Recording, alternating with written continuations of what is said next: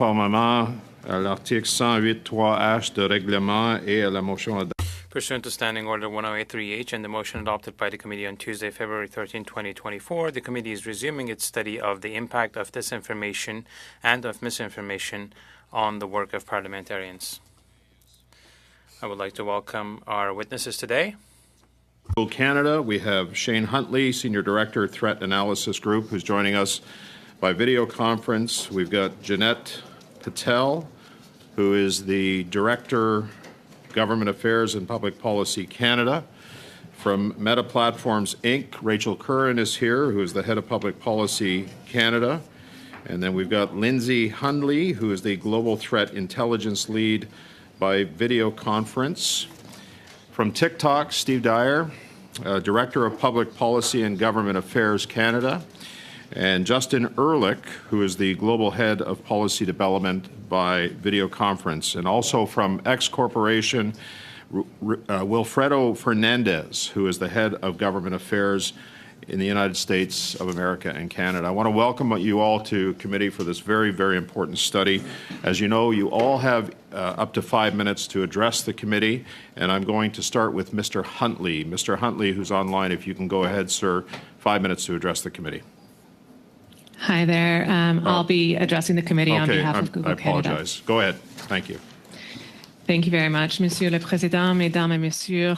Mr. Chairman, members of the committee, my name is Jeanette Patel, and I am the Director of Governmental Affairs and Public Policy for Google in Canada. Remotely today by my colleague Shane Huntley, a Senior Director of Google's Threat Intelligence Group.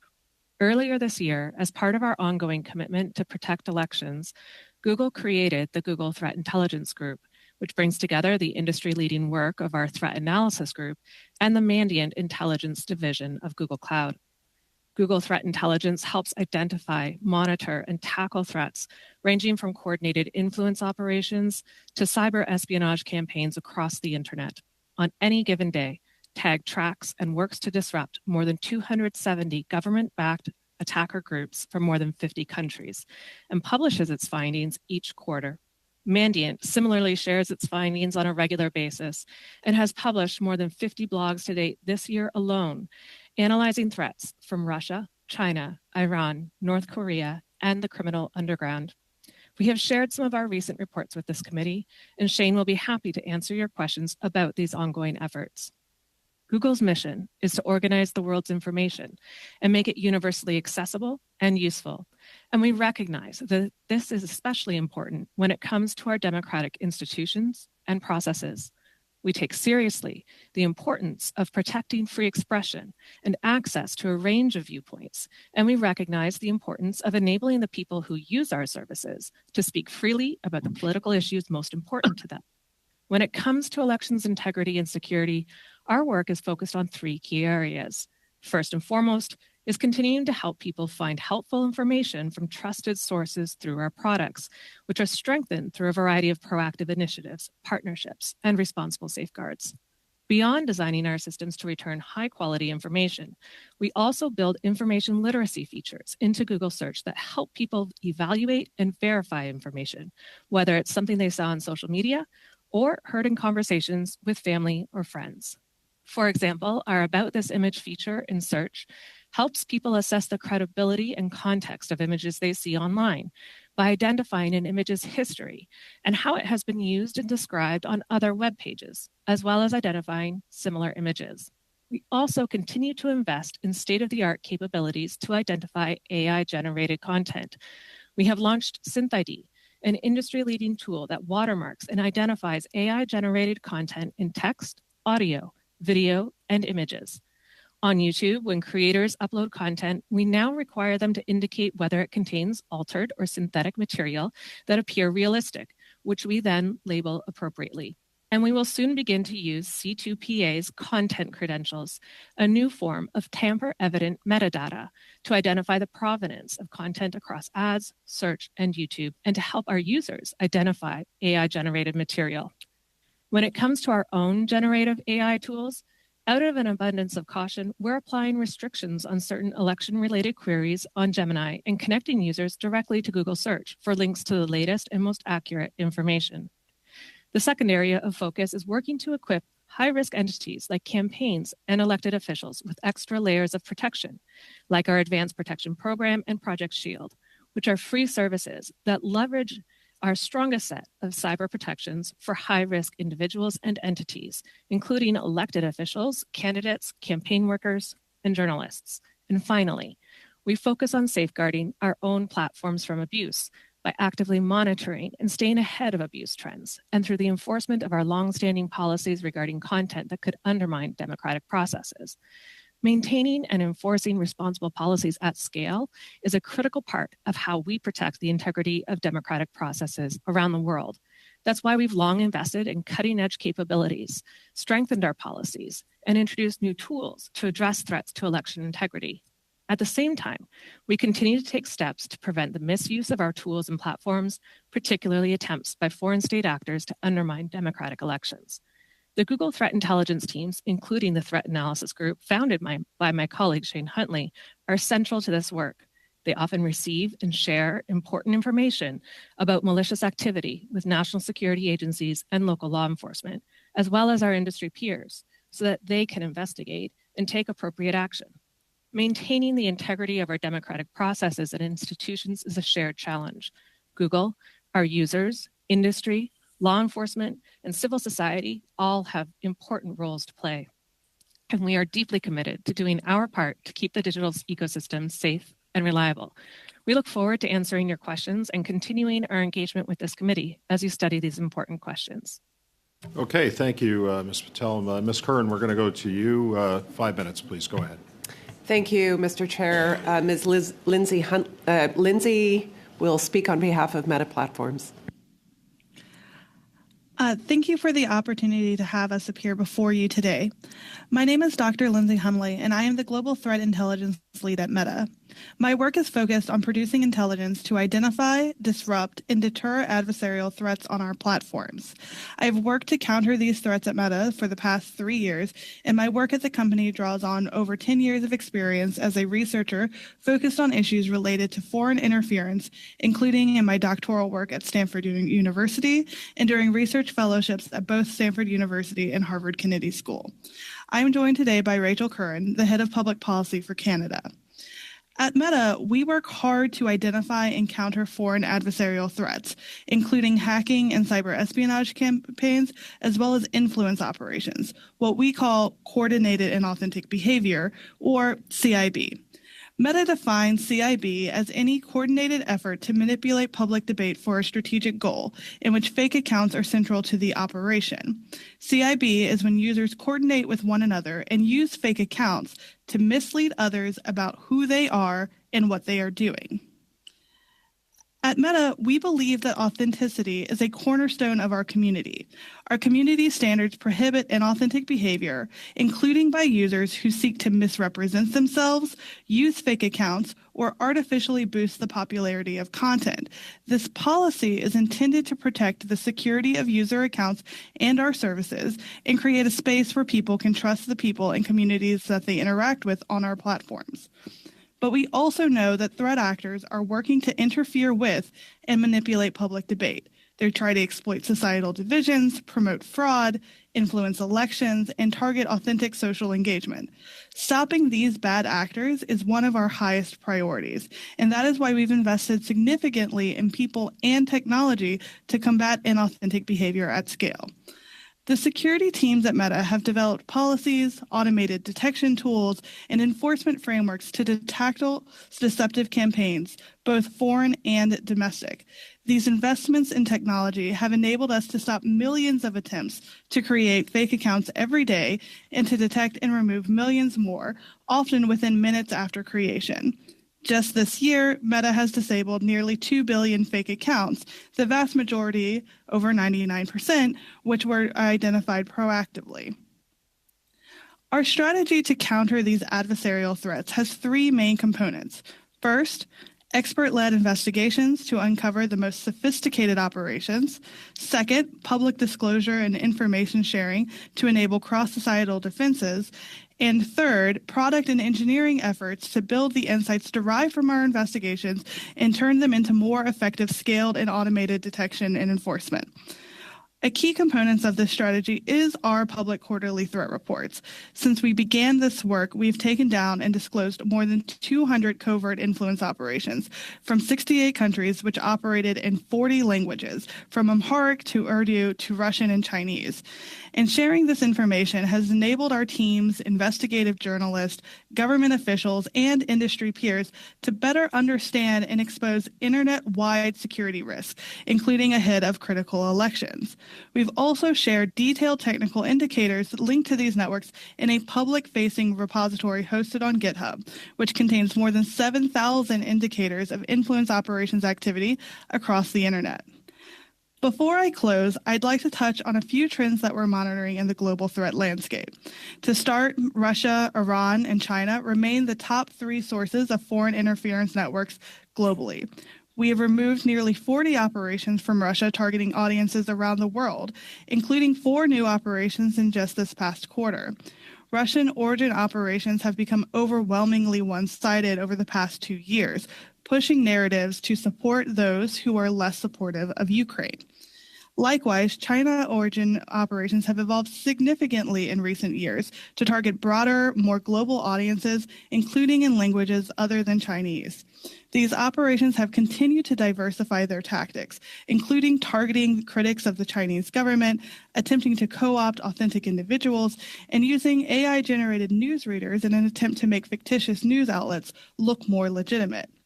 And finally, we've seen threat actors increasingly decentralize their operations to withstand disruptions from any singular platform.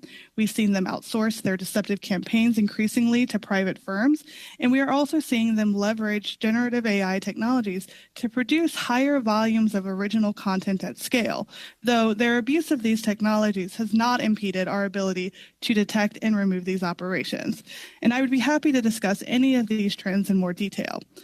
I want to close by saying that countering foreign influence operations is a whole of society effort, which is why we engage with our industry peers, independent researchers, journalists, government, and law enforcement. So thank you so much for your focus on this work, and we look forward to answering your questions. Okay, thank you, Ms. Hundley. Next, we're going to go to Mr. Dyer. Mr. Dyer, you have up to 5 minutes to address the committee, sir. Go ahead. Good afternoon, Mr. Chair and committee members. My name is Steve Dyer, and I'm the Director of Public Policy and Government Affairs for TikTok Canada. I'm joined today by my colleague, Justin Ehrlich, the Global Head of Policy Development for TikTok's Trust and Safety team, and he's joining virtually from California. Thank you for the invitation to return to your committee today to speak about the important issue of protecting Canadians from disinformation. The topic of today's hearing is important to us, to the foundation of our community, and to our platform.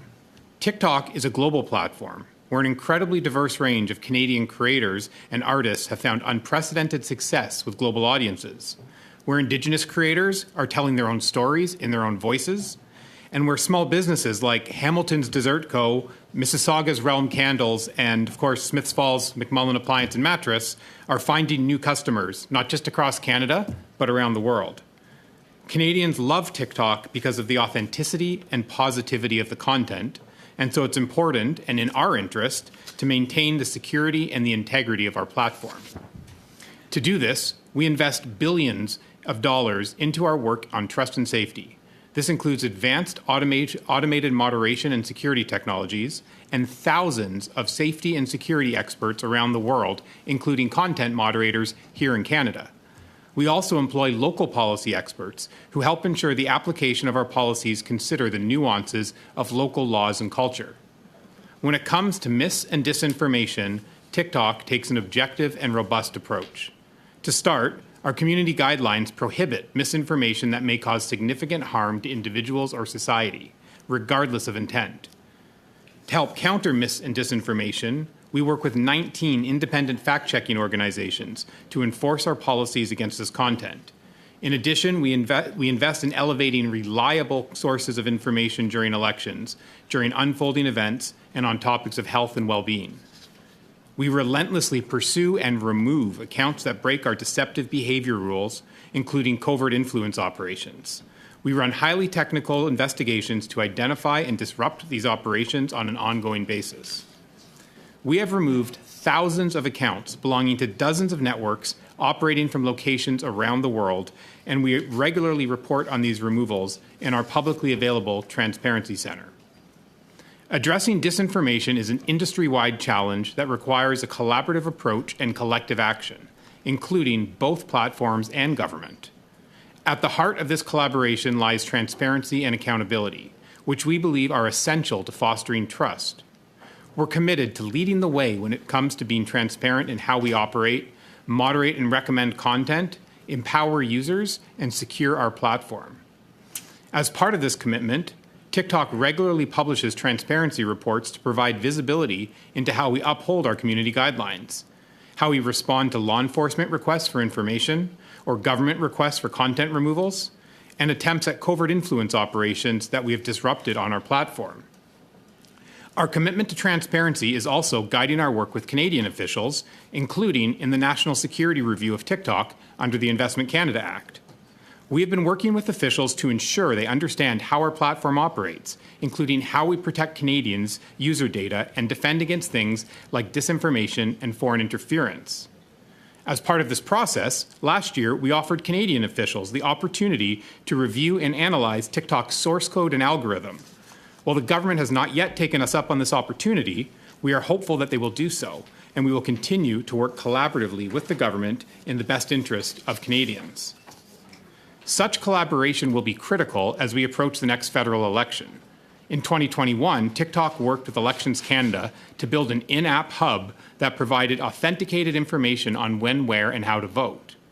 That year, we were also the only new platform to sign on to the PCO's Canada Declaration on Electoral Integrity Online. As we approach the next election, we will be building upon these efforts and leveraging learnings and best practices from other elections taking place around the world, including in the US. Finally, I'd be remiss not to mention that today's meeting is taking place during Media Literacy Week, which is an annual event promoting digital media literacy across Canada. Also, yesterday was Digital Citizen Day, which is a day that encourages Canadians to engage and share responsibly online. Education plays a critical role in empowering Canadians to be safe online and build resilience against mis- and disinformation. In Canada, these events are led by Media Smarts, a Canadian nonprofit and a global leader in this space whose work TikTok is very proud to support. We look forward to sharing more with you about how we are addressing these important issues, and thank you again for the invitation to speak with the committee today. Okay, thank you, Mr. Daer. We're going to go to X now. Mr. Fernandez, you have 5 minutes to address the committee. Go ahead, please. Chairman Broussard, Vice Chairs Fisher and Villemure, and members of the committee, thank you for the opportunity to be with you here today. It's an honor. My name is Wilfredo Fernandez, and I have the pleasure of leading government affairs and public policy at X in the U.S. and Canada. We know that X is a critical platform in the public debate around elections.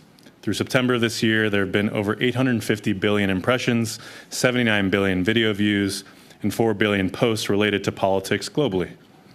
We are proud that our platform powers democratic discourse around the world, and for us, authenticity, accuracy, and safety are fundamental to our approach to elections. Our consideration of authenticity has 2 principal dimensions: accounts and conversations. Our safety team proactively monitors activity on our platform and employs advanced detection methodologies to enforce our rules related to authenticity, such as platform manipulation and spam and misleading and deceptive identities. Whether state-affiliated entities engaged in covert influence operations or generic spam networks, we actively work to thwart and disrupt campaigns that threaten to degrade the integrity of the platform. Through our verification program, we have profile labels that signal the authenticity of accounts, including brands and governments. The gray checkmark helps the public know when they are hearing from or interacting with a verified government actor, whether an elections official, law enforcement, or their representatives.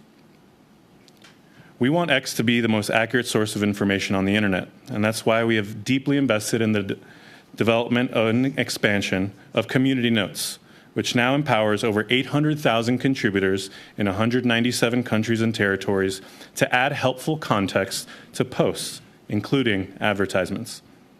A recent study from the University of Gießen in Germany found that across the political spectrum, community notes were perceived as significantly more trustworthy than traditional simple misinformation flags. It also found that community notes had a greater effect on improving people's identification of misleading posts. Separate studies from Gießen and the University of Luxembourg show that posts with notes are shared 50 to 61% less and deleted 80% more. We'd be happy to submit these studies for the record. Deepfakes, shallow fakes, AI-generated photos, out-of-context media, and similar content are a source of public concern. This past year, we put a new superpower into contributors' hands, allowing them to write notes that are automatically shown on posts with matching media. To give you a sense of the multiplying effect this has, the around 6,800 media notes that have been written are now showing on over 540,000 posts and have been seen nearly 2 billion times. We've also introduced, by popular demand, the ability for anyone to request a community note. With enough requests, top contributors will be alerted and can propose notes. For everyone on X, it's a way to help. For contributors, it's a way to see where help is needed. Posts with a community note are also demonetized. We strongly believe that freedom of speech and safety can and must coexist, and the election context brings a diverse set of challenges covering abuse and harassment, violent content, deceptive identities and impersonation, violent entities, hateful conduct, synthetic and manipulated media, and misleading information about how to participate and vote. At X, every year is an election year, and our policies and procedures are constantly being revised to address evolving threats, adversarial practices, and malicious actors. For us, planning begins well in advance of these elections. All relevant working groups internally collaborate to lend their expertise and experience in planning and to participate in enforcing these rules before, during, and after elections. We continue to invest in our team and our technology to strengthen our capabilities. Our efforts extend well beyond content moderation and include proactive initiatives to direct those on our platform to authoritative and reliable sources around election participation. We engage directly with regulators, political parties, campaigns, candidates, civil society, law enforcement, security agencies, and others to ensure that clear lines of communications are established to broaden our visibility into the threat landscape and ensure that external partners have a resource here at X. For example, over the last year, on multiple occasions, we've engaged productively with Canada's rapid response mechanism, and as a result, have taken down networks of accounts, including those linked to a Chinese information operation called Spamouflage. We appreciate the helpfulness of the mechanism and will continue to maintain open lines of communication in the lead up to the next federal election in Canada. Thank you again for the opportunity to be with you today and look forward to any questions you may have. Okay, thank you, Mr. Fernandez, and thank you to all our witnesses for their opening statement. Members of the committee, we are fortunate that we have all four of the major players on social media here today, which poses its own problems, and that is I'm going to ask every member to direct their questions specifically to an individual. Okay, that'll save us some time in guessing who's going to answer. The other thing that I want to get your, it's been common practice at this committee that we reset after the first set of questions to allow Mr. Villemure and Mr. Green the opportunity to establish those 6-minute questions in those second round. Is it the will of the committee to do that? Yep. Okay, thank you. So we're going to start 6 minutes of questions. Mr. Cooper, you have the floor. Go ahead, sir. Thank you, Mr. Chair. Thank you to the witnesses. I'll start with Mr. Fernandez. Which foreign state is the most active in spreading or attempting to spread disinformation in Canada on your platform? So from our experience over the past year, the Spamouflage campaign, which is linked to China, has been the most active.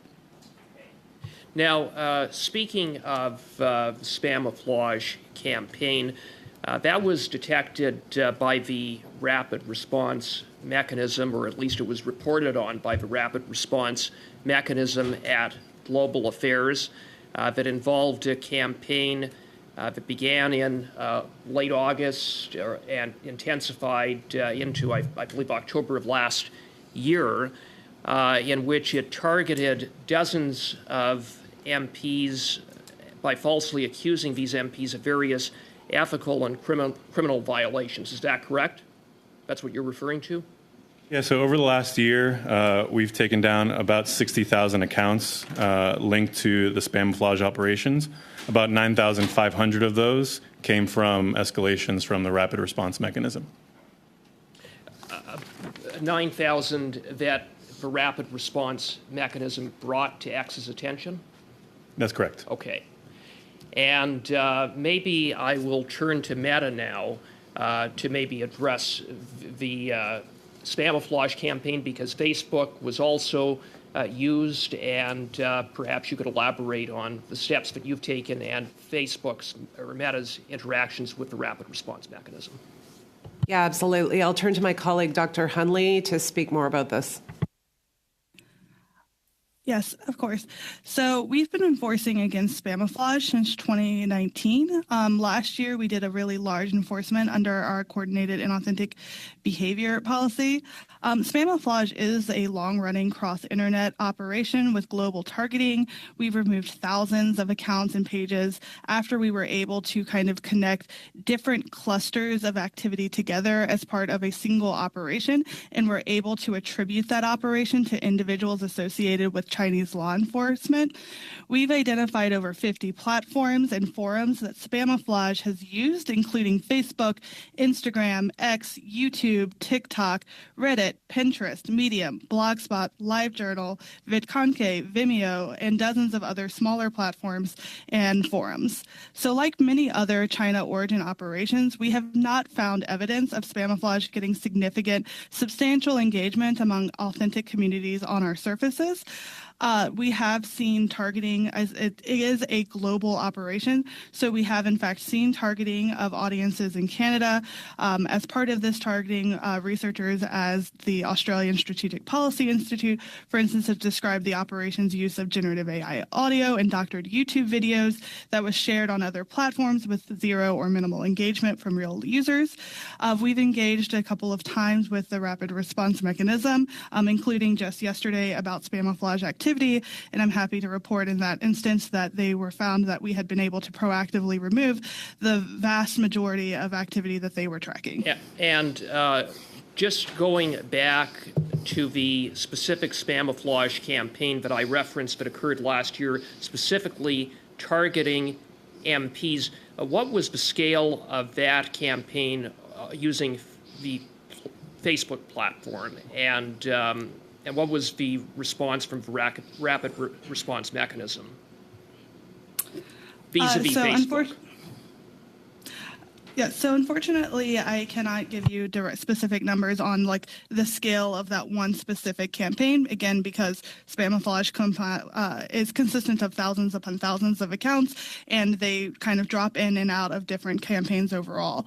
That being said, when we engaged with the rapid response mechanism, we had already been tracking a lot of the activity that they had shared with us and had removed a lot of it, although, of course, information sharing from government partners like these is really helpful for identifying anything that does get past our automated detection systems. Okay. On a different note, but to Meta, it was revealed at the public inquiry that during the 2019 election, the Prime Minister's Department, the PCO, asked Facebook to remove a Buffalo Chronicle article on Justin Trudeau on the basis that it contained disinformation and risked threatening the integrity of the election. In response, Facebook removed the post. Was Facebook contacted by the Prime Minister's Department in the 2021 election with any request to take down Beijing-directed disinformation targeting now former Conservative Member of Parliament Kenny Chiu? I'm not aware of any of those requests, but this is something that we can check with our internal teams and get back to you on. Now established that it's now been established that during the 2021 election, the Beijing regime launched a sophisticated disinformation campaign using various social media platforms with the goal of defeating certain Conservative candidates and re-electing Justin Trudeau. Was Facebook contacted by the Prime Minister's Department to take down disinformation about then Conservative leader Erin O'Toole? I can chime in here, Dr. Hunley, and you should comment as well. To my knowledge, we were not contacted by anyone in the Privy Council office or Global Affairs. And that related as well to more broadly the disinformation campaign directed by Beijing targeting Conservatives. Quick response, please. Yes, that's correct. Okay. Thank you, Mr. Cooper. And just for the sake of the witnesses as well, we're limited time for questions and answers, so don't take any offense if any of the members retake their time or reclaim their time from you in the middle of a response. I just want to make that clear. Ms. Khalid, you have 6 minutes. Go ahead. Thank you very much, Please Chair. not, Ms. Khalid. And my questions are directed to Mr. Fernandez, who's representing X today. I appreciate you providing statistics in your opening remarks today. Here's another one. A 2021 study found that in 5 G7 countries, Twitter had, quote, statistically significant difference favoring the political right wing. The study found that Canada had the largest discrepancy between the right and left, with Liberals having an amplification of 43% compared to 167% for Conservatives.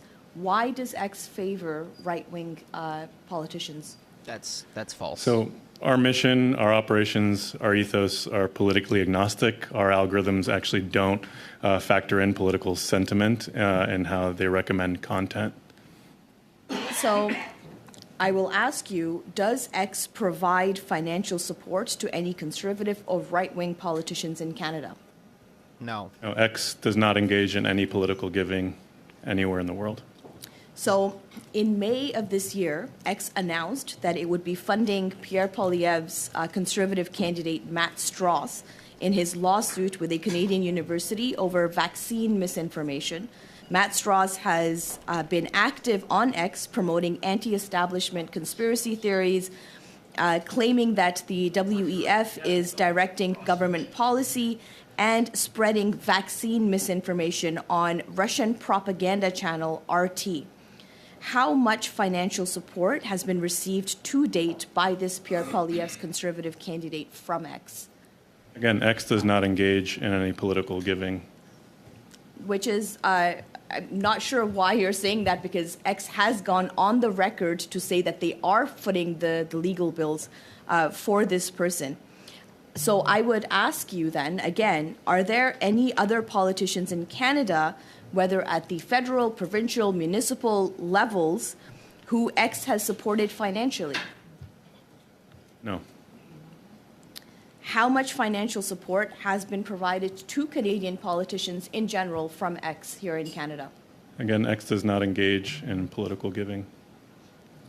Does X have mechanisms in place to ensure that any money that has been provided, whether it's to your knowledge or not, and I'm hoping that you will come back with that information that is being used for the intended purposes? And as I say, Mr. Fernandez, it is on the record that X has agreed that it is footing the bill for this Conservative candidate for their legal fees. And I would like to know more information about X's involvement with our Canadian democratic process. Yeah, I'm happy to follow up with more information on our efforts around the world to support folks who are dealing with issues of freedom of speech. But we do not engage in political giving or political campaign giving.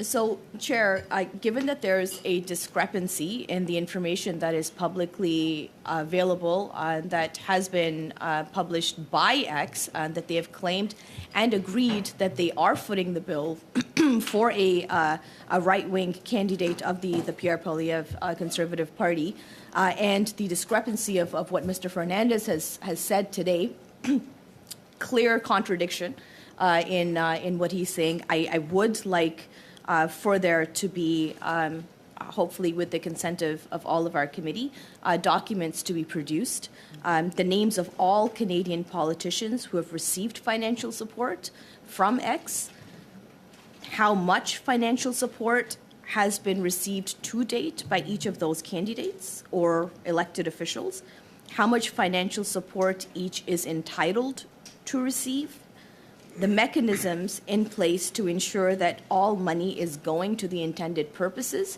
for which there has been commitments made by X to these candidates, and proof that all money to date has gone to intended purposes and that checks and balances are functioning. And then lastly, the status of all legal proceedings for all of the above that I've referred to. Okay. You seem to be privy to information that certainly I don't have or any other members, so I don't see any problem with that type of information being requested. Okay, I'm gonna stop the clock for Ms. Khalid here. What's your question, Mr. Barrett? so we would have to know that those documents exist for the committee to be able to request them. So Right. the committee does not have the power to request documents that don't exist or to request the creation of documents. So I would be interested. So if this is a motion that Ms. Khalid's putting forward, what we'd like to see I the can motion respond in to that, writing, Chair. because we're just without knowing that these documents exist. To your point, Chair, I'm not really sure what the source of this is. So let's see what the request is, and then we can consider it. But we're not able to provide unanimous consent for the committee to do something that the committee doesn't have the power to do. Yeah. So Quote you on that later. that's an interesting point. Can we deal with this later? No, Chair, I do want to make a point here because I feel so that... I'm starting your clock again then because you're making a Absolutely. point. Okay, Sure, go ahead. And to respond to Mr. Barrett's concerns, I will read a tweet from X on May 3rd of 2024 where it says, X is proud to fund a lawsuit filed by Dr. Matthew Strauss, an Ontario critical care physician and professor, against his former employer, Queen's University, after Dr. Strauss argued against wide COVID lockdowns and mandates on his X account. His Twitter, Queen's University publicly ostracized him, retaliated against him, and ultimately forced him to resign because his opinions did not conform to the university's political orthodoxy. X supports Dr. Strauss's efforts to vindicate his free speech rights without fear of unfair retaliation, knowing and understanding that this person was a candidate for a political party. I want to know why it is that a platform that is claiming that they are protectors of free speech, and with the study that I've cited earlier, why is it that they're interfering in Canadian political democratic process? Okay, so your time's up. I will give Mr. Fernandez an opportunity quickly to respond to that, and then we'll circle back to the information that you're asking for later. Yeah, our company and its leadership has made clear that if there are people around the world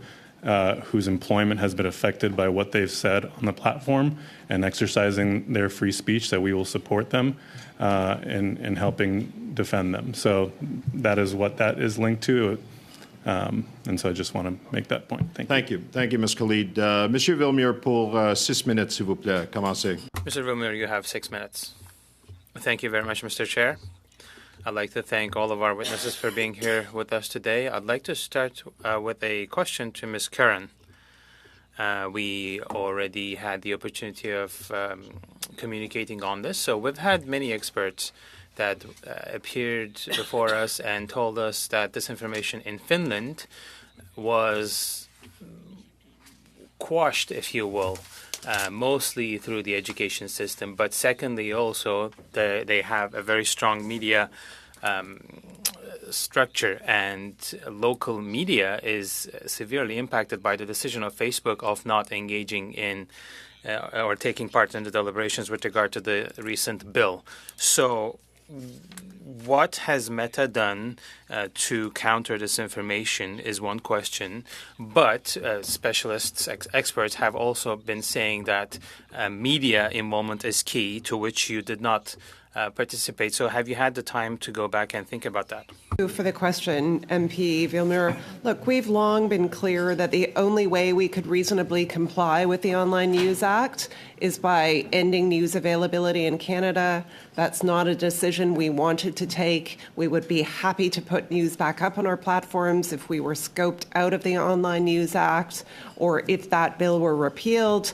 People in Canada can continue to access news online, I should point out too, by going directly to news publishers' websites, downloading mobile news apps, and subscribing to their preferred publishers. There's also lots of credible information on our platforms, government websites, nonprofit websites, politicians' pages and communications, charitable organizations.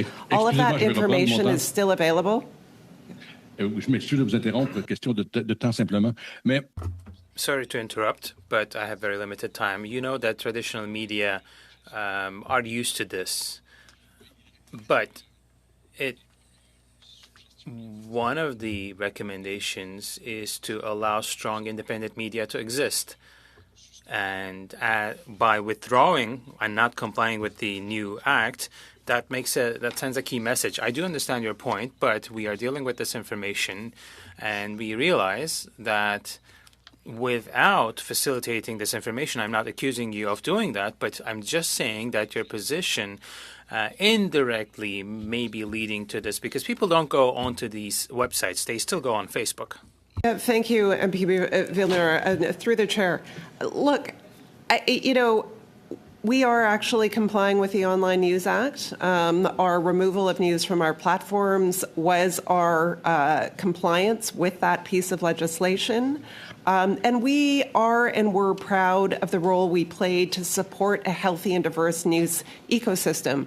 We had lots of private deals in place with publishers across Canada, which we had to terminate when the Online News Act came into force. And our free tools and services created pathways for local publishers to connect with their communities. We estimate that generated more than $230 million in value for Canadian publishers every single year. And listen, MP Villeneuve, we would love to restore that value to Canadian publishers, including publishers in Quebec. Merci beaucoup. Je vais aller vers M. Fernandez. I'll ask the next question to Mr. Fernandez from X. Now, social media, well, rather their business model is based on the number of clicks. This is not a secret for anyone. Algorithm makes its own choices. But I use X regularly, and to me, it's an hostile environment. There's a lot of brutality and information that is not correct and other elements that are not in the public interest. So I'm sure you're aware of this. So how can you resolve the paradox between the need for clicks and for income and the hostile environment that it ends up creating? Because every time I spend some time on X, I'm depressed. Well, that's your own interpretation. So X has a few different lines of business. So we have an advertising business, but we've also have a growing business around subscriptions. So we have X Premium and X Premium Plus that gives individual users a suite of tools and advanced analytics and so on that they're able to utilize. And that's a growing part of our business so that we become less reliant on traditional advertising. In fact, our Premium Plus actually has no advertising, which is an advanced feature. Je m'excuse de vous interrompre. Mr. Fernandez, apologies for interrupting, but we've had researchers that appeared before the committee, and they told us that X was the worst social media when it comes to disinformation. What's your answer to these researchers? So I've spoken about our development of community notes, which is a novel intervention when it comes to misleading information. And this really puts an incredible power in the hands of our users to add context to posts that they feel need more context. And that would be helpful. And so this is, I think, a first in industry type of product that has really, as the research shows, helps combat disinformation because people are less likely to share the content. That account is demonetized, so they are not incentivized to share misleading information because they may receive community notes, and those posts may be demonetized, and people are more likely to delete those posts. So it's been an effective tool in that regard. Merci, Monsieur Villeneuve. Thank you, Mr. Fernandez. Mr. Green, 6 minutes. I'm really just to try to be fair to everyone on time. I gotta keep tight timelines here. So we've gone over on a couple of rounds of questioning. I'm going to keep it tight. Go ahead, Mr. Green, for 6. Ms. Curran, your biography on Canada's Strong and Free Network states that you're a lawyer by training and have 15 years of experience in public affairs, including policy advice to the Prime Minister of Canada. You were the Director of Policy under Prime Minister Harper, is that correct? Very proud of that work, MP Green. So, Ms. Curran, in the last 5 years, your same bio lists that you worked as a senior associate with Harper & Associates. Is that correct? That's correct, MP Green. Okay. Are you still involved with Harper and Associates in any way? I am not. No, I have been with Meta now for almost 5 years. I'm going to reclaim my time. Thank you. In this role, it states that you worked with Foreign Affairs. Is that correct? In my role with Harper and Associates? No, Harper, when he was in government, that you were a senior advisor, including issues on foreign affairs. Is that correct? That's correct. I was Mr. Harper's director of policy for a number of years. Yeah. Ms. Curran, I'm holding a report from Human Rights Watch that is entitled Meta's Broken Promises, Systemic Censorship on Palestine Content on Instagram and Facebook. The opening line states that Meta's policies and practices have been silencing voices in support of Palestine and Palestinian human rights on Instagram and Facebook in a wave of heightened censorship on social media amid hostilities between Israeli forces and Palestinian armed groups that began October 7th, 2023. Are you familiar with this report? I'm not familiar with that report, I'll MP Green. continue to read from it that it reviewed over 1,000 cases that involved what they consider to be peaceful content in support of Palestine that was censored or otherwise unduly suppressed, while one case involved the removal of content that was in support of Israel. So essentially 1,049 cases of Palestinian suppression, one case in support of Israel. Human Rights Watch found that censorship of content related to Palestine on Instagram and Facebook was systemic and global, and Meta's inconsistent enforcement of its own policies led to erroneous removal of content about Palestine. In fact, I believe your Meta publicly apologized. They had received some recommendations. It included patterns of undue censorship, removal of posts, stories, and comments, suspension or permanent disabling of accounts, restriction on the ability to engage with content, so shadow banning, restrictions on the ability to follow or tag. And in response to that, it appears that Meta took responsibility, publicly apologized, and then had what was a business social responsibility, which was they commissioned an independent entity to investigate this. And it did come back with findings that appear to have had adverse human rights impacts on the rights of Palestinian users. So what has Meta done since to ensure that Meta's practices don't unduly or harm the basic freedom of expression for people posting about the question of Palestine? Yeah, thank you for that question. It's a really important one. Look, since the terrorist attacks by Hamas last October and Israel's response in Gaza, expert teams from across our company have been working around the clock to monitor our platforms while protecting people's ability to use our apps to shed light on important developments happening on the ground. We quickly established a special... Well, look, do you want to hear the answer, MP Green, or do you want to posture politically? I want to talk about something. I want to talk about something positive. I want to give you an opportunity. Well, I'm happy to answer your question. It's my time, Ms. Curran. It's my time. Thank you. Mr. Green, I'm going to reference a New York Times article by Sharina Franken, who it states that Israel secretly targeted U.S. lawmakers with influence campaign on the Gaza war. This was actually a campaign that Meta did uncover, and so I want to give you the opportunity to talk a little bit about this. It began in October. It remains actually active on X, and at its peak, it used hundreds of fake accounts on Facebook and Instagram to post pro-Israel statements. The accounts focused on U.S. lawmakers, particularly those who were Black and Democrat. I take a specific interest in that, such as representatives like Hakeem Jeffers. So a further report that came out of the NBC News says that Meta and OpenAI said that they disrupted influence operations linked to an Israeli company. Your tech company announced the day that Project Stoic, which was a political marketing and business intelligence firm based in Tel Aviv, used their products nefariously to manipulate various political conversations online. So as a Canadian lawmaker, what assurance do I have that these same tactics, these nefarious tactics linked by this Israeli firm weren't used to target parliamentarians such as myself? Ms. Curran, you got 30 seconds to answer. Go ahead. Thank you. So following the terrorist attacks last October 7th, we quickly established a special operations center staffed with experts, including fluent Hebrew and Arabic speakers, to closely monitor and respond to this rapidly evolving situation in real time. That allowed us to remove content that violated our community standards faster and served as another line of defense against misinformation.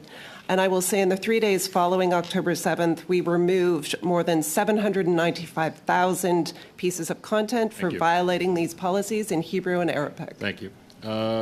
Second round, Mr. Barrett, 5 minutes. Go ahead. My question's to Ms. Patel. The YouTube Chief Product Officer, Neil Mohan, in response to Bill C-11, said of the bill, and I quote, has the potential to disadvantage Canadian creators who build their businesses on our platform, end quote. So can you tell me, Ms. Patel, about the Keep YouTube Yours campaign that was launched in response to Bill C-11? Of course. Thank you for the opportunity to speak to that. So as you may recall, when C-11 was originally tabled, it was not intended to capture UGC, user-generated content. And that was really important for our creators because creators rely on their content being recommended to audiences who will love it, no matter where they are in the world. So, if you think about Canada is about 2% of the world's population, YouTube has a global audience of over 2 billion monthly logged in users. And that's the market that Canadian creators cared about so deeply. And when we were advocating on C-11, our main message was that we wanted to ensure that we were protecting the creative ecosystem that these creators had built businesses on, really successful businesses. And so it was not about prioritizing, Canadian creators to Canadians. It needed to be about providing, a level playing field for them to find their audiences all over the world. And so that was what we were advocating for. Right. I know that famed Canadian creators like Margaret Atwood likened this legislation to Soviet-era censorship. So I'm wondering, Ms. Patel, with the bill having been enacted, do you or would you still recommend the repeal of this online censorship bill, C-11, from the Trudeau government? That's a really great question. We're obviously still in the middle of understanding how the CRTC intends to implement this. Our focus, regardless of the decision of parliamentarians now and in the future, is really on protecting and preserving the ecosystem. So we will engage constructively, whether that's with the CRTC or whether that's with parliamentarians who are reviewing, the future of this legislation. So I have a question for Meta, and it's about the impact of the Online News Act and the effect that it's having on local journalism. And so I know that I've heard in my community, and I've heard from Canadians across the country that work in the news space, that when this law was passed, that in its form, they then saw their traffic that was coming to them for free from Facebook hit a wall. It dropped right off. In some cases, it caused outlets to lay off journalists. In some cases, it caused them to close.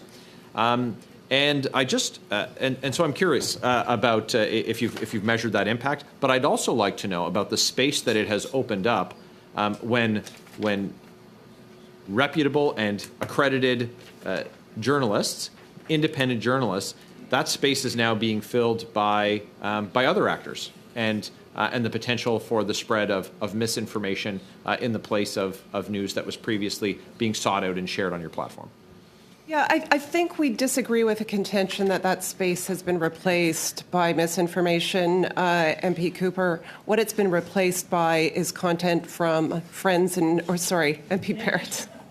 Sorry about that. What it's been replaced by is content from our users' friends and families. It's been replaced by content from other pages that they follow, whether those are non-governmental organizations, politicians, and civic content. And in about 30 seconds, if I can just interrupt, and what about the impact on local news? Yeah, so we signaled to the government well in advance of removing news from our platforms that this was going to be the impact. We said, look, there's going to be a disproportionately negative impact on smaller digital-first publications. We would like to avoid that. We think the value transfer flows the other way. We are providing great value to publishers.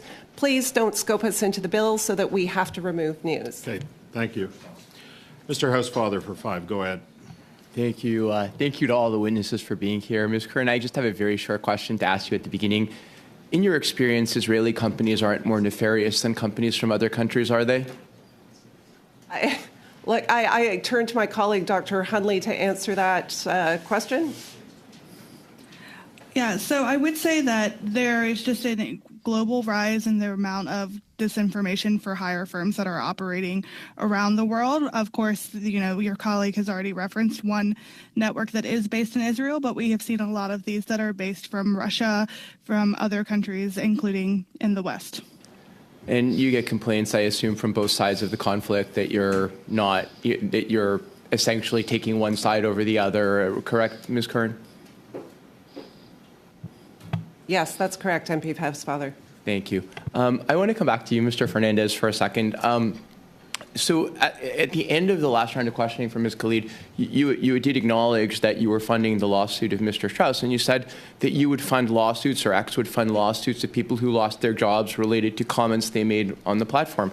So if I was a member of parliament and I made foolish comments on the platform attacking, for example, a specific ethnic group, and as a result, the voters of my riding decided to not re-elect me in the next election because I said very stupid things on your platform, would I be able to get X to fund a legal challenge on that? What? I don't believe that's in the spirit of the program. What if I was thrown out of my caucus? What if I'm still a member of parliament, but I said very foolish things on your platform and my party leader decided to throw me out of caucus because it embarrassed our party? Would I be able to sue to be reinstated in caucus? We would welcome you to use the service to speak about your challenges and your positions. Okay, now that you have at least acknowledged that you're funding a Canadian political candidate's legal challenge, would you be able to disclose to the committee, would you agree to disclose to the committee what number of political candidates in Canada you are funding legal challenges from and any supporting documents related to the costs that you have incurred related to those legal challenges? I'm happy to take the request back to our legal team. Yeah. Thank you very much. Mr. Dier, I have a question for you from TikTok. You're familiar with the Network Contagion Research Institute, correct? Yes, and I saw that they had testified to this committee in the spring. They have, exactly. Yeah. Mr. Finkelstein was here at our committee on this very study. And as you know, the NCRI did a study on Chinese influence on TikTok. And their conclusions, I'm going to read it to you. The conclusions of our research are clear. Whether content is promoted or muted on TikTok appears to depend on whether it is aligned or opposed to the interests of the Chinese government. As the summary data graph below illustrates, the percentage of TikTok posts out of Instagram posts are consistently range-bound for general political and pop culture topics, but completely out of bounds for topics sensitive to the Chinese government, such as, for example, the Uyghurs. What is your response to, I read the 26 pages of the report, and it's pretty troubling. What is your response to this, the idea that TikTok is essentially muting all of the voices that are against the Chinese Communist Party? Thank you for the question, Mr. Housefather. First, I absolutely disagree with the premise of the question and with the report. We have serious concerns. You disagree with the premise of my question? The premise of my question was simply that the report found that you were doing this. Do you disagree that the report found that you were doing this? We disagree. We disagree with the methods. Okay, but that's not the premise of my question. The premise of my question was the report said this. Okay. And what was your opinion on the report? Our opinion on the report is that it used extremely flawed methods. It's misleading. There's no industry and no peer-reviewed research. Previous research done by that organization has been debunked by other outside analysts. Their method was creating fake accounts that interact with our platform in a way that normal human users would never do it. So we have serious concerns about that report and their conclusions. So the methodology of the report, as I understand it, and again, I can only understand it from what the report says is its methodology, is on November 13th, 2023, TikTok issued a letter defending itself against accusations of anti-Israel and anti-Jewish bias, which is something that I've actually been in discussions with TikTok on. And I agree that TikTok is doing its best to try to confront that. TikTok prolifically compares relative hashtags between its platforms and Instagram to buttress this argument. We have replicated TikTok's methodology that is in this letter of November 13, 2023, to assess whether anomalies exist regarding the relative representation of issues on TikTok versus Instagram. So the methodology they used in the study that you say is debunked is actually the same methodology that you used in that letter that was sent to disprove something else. Quick response, please. I'd be happy to follow up. Thanks. Some of my colleagues would be happy to meet with you as well again and explain our concerns in more detail. That would be great. Sure. Thank you, Mr. Housefather, Mr. Daer. Monsieur Vermeer, pour 2 minutes 30 secondes, s'il vous plaît. Mr. Vermeer, for 2 minutes and 30, please. Thank you, Mr. Chair. I'm going to ask my question to Mr. Daer from TikTok. So there's an elephant in the room. There's the Chinese law that stipulates that all Chinese organizations and Chinese citizens are expected to cooperate with intelligence agencies. How does TikTok comply with this requirement? We are not a Chinese company. We have never provided information, Canadian user data, to the Chinese government. TikTok isn't available in China. We wouldn't provide that information if we were asked. Écoutez, c'est dur à croire, parce que je comprends, il y a ByteDance. Well, it's hard to really believe. I mean, there's ByteDance, there is the structural organization, different companies, but TikTok is available in many countries and banned in some countries too. There are reasons for that. TikTok is seen as a threat to security. TikTok takes part in manipulating people's spirits, people's mindsets, if you will. So I find this hard to believe. How could you reassure me? I think you just have to look at our platform and the way that millions of Canadians are using it. It's really a place for creativity and joy, for learning new things. We've just recently. Pourquoi plusieurs gouvernements l'ont-ils interdit alors? Why have many governments banned it then? I focus on Canada. I can really only speak for Canada. I'd be happy to follow up if you have questions about any specific countries or regions. J'aimerais savoir pourquoi plusieurs pays, on pourrait les nommer. I would like to know why many countries, we can of course list them, and the list is long, have banned TikTok. Again, I'm happy to answer questions about Canada. That's my role. That's what I'm here to talk about today. We are very proud and confident of the work that we do to protect our platform, to protect user data, Canadian user data, and our moderation practices are open and transparent. As I talked about in my opening statement, we have global public community guidelines, and that's what we make our content moderation decisions based on. Merci beaucoup, Monsieur le Président. Okay, merci, Monsieur Vermeer. Mr. Green, for 2.5. Go ahead, please. Thank you very much. My first question is to Google. Is Google a signatory of the EU Code of Practice on Disinformation? Thank you for the opportunity to speak to this. Yes, I believe that Google is a signatory. Thank you.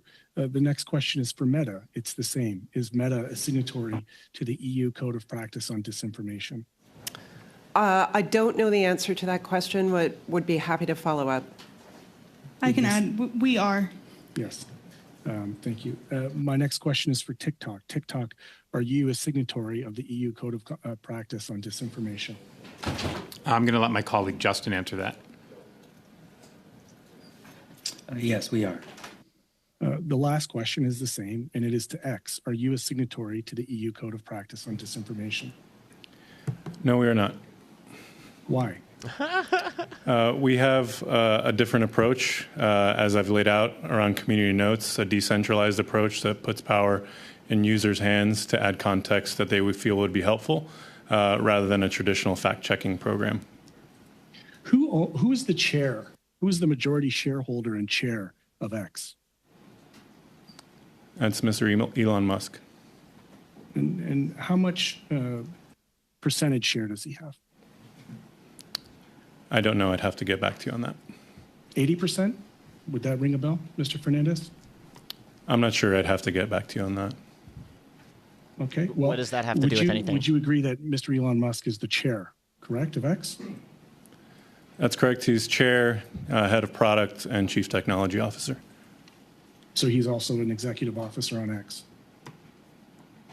Yes, he leads our product and engineering teams. And yet you stated in previous testimony that you have no political givings with Twitter. So or X. So when Mr. Elon Musk has, as referencing an NBC News article, misleading election claims have accrued 1.2 billion views on X, new analysis says, under the nonprofit Center for Countering Digital Hate, said that his debunked claims are spread widely and don't appear to be subject to X's community notes fact-checking system. So you're not signing on to the EU code, and yet your chair has 1.2 billion views of misleading election claims as a representative of the company. What do you have to say about that? I disagree with the characterization of that question. So no user is above community notes. In fact, he has received several. And no one at X has the ability to place or remove a community note. Okay, Mr. Caputo, you're up for 5. Go ahead. I find that very difficult to believe. I find that, in fact, impossible Sorry, to believe. Mr. Green, your time's up. Mr. Caputo, go ahead, 5 minutes. Thank you, Mr. Chair. I want to pick up where the Liberals have seemingly taken a study on misinformation and trying to spread more misinformation. What else is new with that? Mr. Fernandez, could you please take a minute to expand on the nature and role of X's legal funding program? As I've shared before, the goal of the program is to support individuals whose employers have impacted their employment as a result of things that they've said on the service. So to be clear, is the support that's provided in this case to the person, Dr. Strauss, it's related solely to employment and not political candidacy? That's correct. And in this specific case, is it related solely to his forced resignation from Queen's University? I don't have all the details of that particular case in front of me, but I'd be happy to follow up with more. Thank you. You were just talking about community notes, so it seems timely, and I'm just going to reference a few community notes. This one here from the leader of the NDP, Jagmeet Singh, dated October 13th. Last year, Cenovus raked in $37 billion in profits and a whopping $64 billion in 2022. There is a community note on that with a link to Yahoo Finance News. August 17th. Justin Trudeau told Canadians things would be better. Instead, they've gotten worse. Families are losing their homes, and it goes on. Community note. Justin Trudeau is in government because of a confidence and supply agreement with Jagmeet Singh. And the community note goes on. Again, August 17th, Jagmeet Singh. Justin Trudeau builds people's hopes up only to let them down. And then he goes on to talk about rent prices, and there's a community note on that. March 18th, breaking. The vote is in.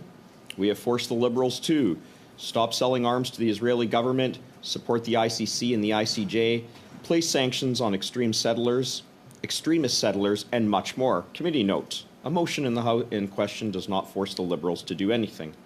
It goes on. March 7th, another community note. February 27th, this is another one. This is actually a very interesting one. 80% of the grocery market is controlled by 5 corporations. And then he goes on and says both Liberal and Conservative parties receive campaign donations from the 3, Sobeys, Metro, and you guessed it, Loblaws. Metro is a really interesting that it's added there, given that his brother lobbies for them. The claim in the Post is false. Corporate donations to federal political parties have been forbidden by law in Canada for over 15 years. It's kind of like when the Liberals say assault-style weapons, which have been illegal for 40 years, and they know it. Another one on conflicts of interest. So what do we have? 8 community notes. Have you ever seen a political leader in Canada who's been community noted this many times? I'm not sure, but all the data related to community notes is publicly available and publicly accessible. It's uploaded every single day, going back to the inception of the program, which allows researchers around the world to study the system. Not to be outdone, the Deputy Prime Minister, I'm looking at August 23, 2021. Great day, my anniversary. A video tweet. This is from CBC, no less. A video tweeted by incumbent Liberal candidate Chrystia Freeland, Finance Minister and Deputy Prime Minister now, who served as Deputy Prime Minister in Justin Trudeau's government, was given a label Sunday from Twitter which marked it as manipulated media. Have you ever seen anybody this high in government community noted, Mr. Fernandez? Yes, just I'm aware that there are, the @POTUS account in the United States has received community notes before. Oh, interesting. So this would be on par with things that Donald Trump has stated? Or Joe Biden, sorry? Is that where you're going? The @POTUS account has received community notes before, yes. Interesting. Okay. Let's get on here now to... 30 seconds, Mr. Caputo. Okay. I apologize. I thought that I was going to be having a little bit more time here. But we have heard all about Russian disinformation. And this can go to Mr. Fernandez or Ms. Kern. All we hear about in Parliament is far-right Russian disinformation. Isn't it true that the greatest source of disinformation, particularly when it came to the 2021 election and what resulted in Mr. Kenny Chu losing his seat, was actually from the PRC? Is that correct? We may have to come back. I'm going to give you like one-word answer. That's it. Dr. Henley? I cannot quantify the amount of disinformation in the 2021 election. You can circle back on that. Mr. Fisher, for 5 minutes. Go ahead. Thank you, Mr. Chair, and thanks to all our witnesses for being here today and making the trip. My questions are also no surprise to X. Mr. Fernandez, does X collaborate with any partners, external organizations, or professional fact checkers to address disinformation? No, we do not have a traditional fact-checking program. We have developed community notes. In your opening statements, you talked about, the desire of X to be, forthright and honest, and you said, and I sort of quote you, but I might have gotten it wrong, a critical platform as it pertains to elections. Now, your CEO, Elon Musk, has been trafficking disinformation on X as it relates to the 2024 U.S. presidential election coming up this November. No. On October 4th, he retweeted a false claim that said as many as 2 million non-citizens had been registered to vote in Texas, Arizona, and Pennsylvania. On October 19th, he retweeted a post suggesting that the state's voter rolls were likely to contribute to widespread fraud. These were all debunked, and there are numerous other instances as well of election disinformation, and this is the CEO.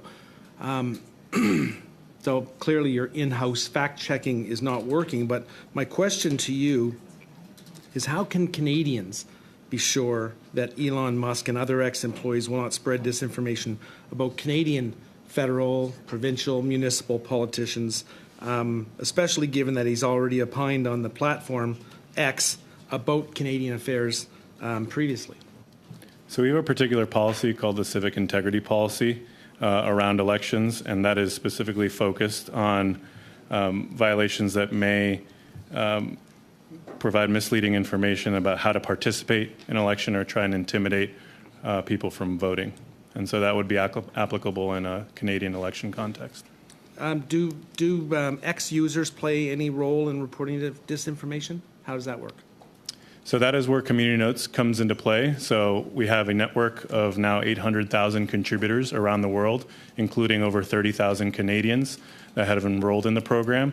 In order to become a contributor, you need an account in good standing, an account for at least 6 months, and a verified phone number.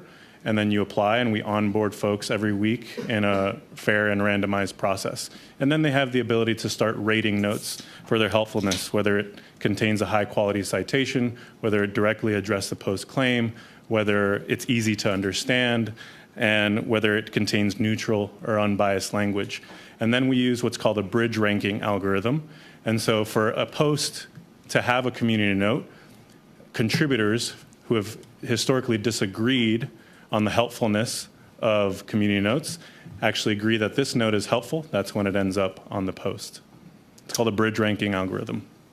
Okay, thank you. I'm going to go to either Dr. Hundley or Ms. Curran. I first got into politics in 2009, and I ran against 6 other people municipally. And I think that the reason I won was because I was early on Facebook. None of the other candidates I ran against even had a Facebook page, and I had somewhere around 1,000 friends on Facebook at the time. So in your opening comments, or maybe it was Dr. Hundley that said it, I can't remember, talked about finding millions of fake accounts and deleting them. Is that a drop in the bucket? Is there billions of fake accounts? Because it seems to me that an aunt of mine has had about 700 fake accounts, and they're still there. I've been an immigration lawyer with my picture. I've been just about every possible profile out there, and that's just me. And a lot of them are still there, and when we report them, they don't come down. So I agree that if you're able to take down millions of fake accounts, that's great. But do you need more capacity? Do you see that as still as a problem? Are there billions out there? Yeah, I'll let Dr. Hundley speak to the specifics of this. I will say we have 40,000 people working globally on safety and security and have invested more than $50 billion in this since 2016. So we are making considerable investments. Lindsay. Yeah, what I would say is that, there's not a static number of fake accounts that just exist, right? They're fake accounts that are getting created every day, and we are taking them down often within minutes within their creation. I think the thing that's important to understand is that when you're operating at the scale that we are operating at, it is hard to tell when a new account is a fake account versus a just new account that hasn't been aged. So we have to apply a lot of different levers to be able to distinguish between those. And if we're not sure, we'll put a fake account into like an identity checkpoint or a thing like that. So I don't think that this is an issue of capacity. It is just an issue of this is what it looks like when you're operating on the internet. Okay, thank you, Mr. Fisher. And I can attest to that. Just last week, I had a fake account taken down through Meta after my staff found it. And I thought it was your charm that propelled you to victory, not your 1,000 followers on Facebook page. That concludes our first round. We're going to reset for 6-minute rounds. I'm going to go with Mr. Cooper for 6. Go ahead, sir. All right, Cooper. Thank you, Mr. Chair. I'll direct my questions to Mr. Fernandez. The Trudeau government has introduced Bill C-63, known as the Online Harms Act, and it has been characterized as Orwellian by Margaret Atwood. The Atlantic has published an article in which it labeled the bill as Canada's extremist attack on free speech, and the bill has been characterized as the worst assault on free speech in modern Canadian history. Among other things contained in the bill will establish a so-called Digital Safety Commission, a massive new bureaucracy of censors that will have the power to impose penalties on any person or social media service found to have permitted what Justin Trudeau deems to be harmful content, whatever that is, penalties that will be established by the Trudeau cabinet, not Parliament. Do you have concerns about this so-called Digital Safety Commission and the effect that it will have on the free speech of Canadians online? We are monitoring the movement of this bill through the legislative process, and yes, we do have concerns about its impact on free speech in Canada. ask the same Netta. Thank you for the question. We don't actually have a position on the parts of the bill that amend the Criminal Code or the Canadian Human Rights Act because they don't apply to us. The part of the bill that applies to social media platforms we have been supportive of because it requires us to remove material that is already illegal and that we already remove expeditiously. We are also supportive of C412, which is MP Rempel-Garner's response to Bill C63. We think both of those bills are good attempts to deal with harmful content online, and we look forward to working with MP Rempel-Garner and with Minister Virani on both those bills. Thank you for that. The Act provides that an order of Justin Trudeau's Orwellian censorship bureaucracy could be converted into an order of the Federal Court of Canada and therefore enforced like a court order. Mr. Fernandez, can you speak to the implications of that? We have a process for in whether it's information requests that come through lawful legal process or removal orders that come through lawful legal process for those to be processed and evaluated by our teams. Yeah, well, I would just observe that the effect of that provision would be to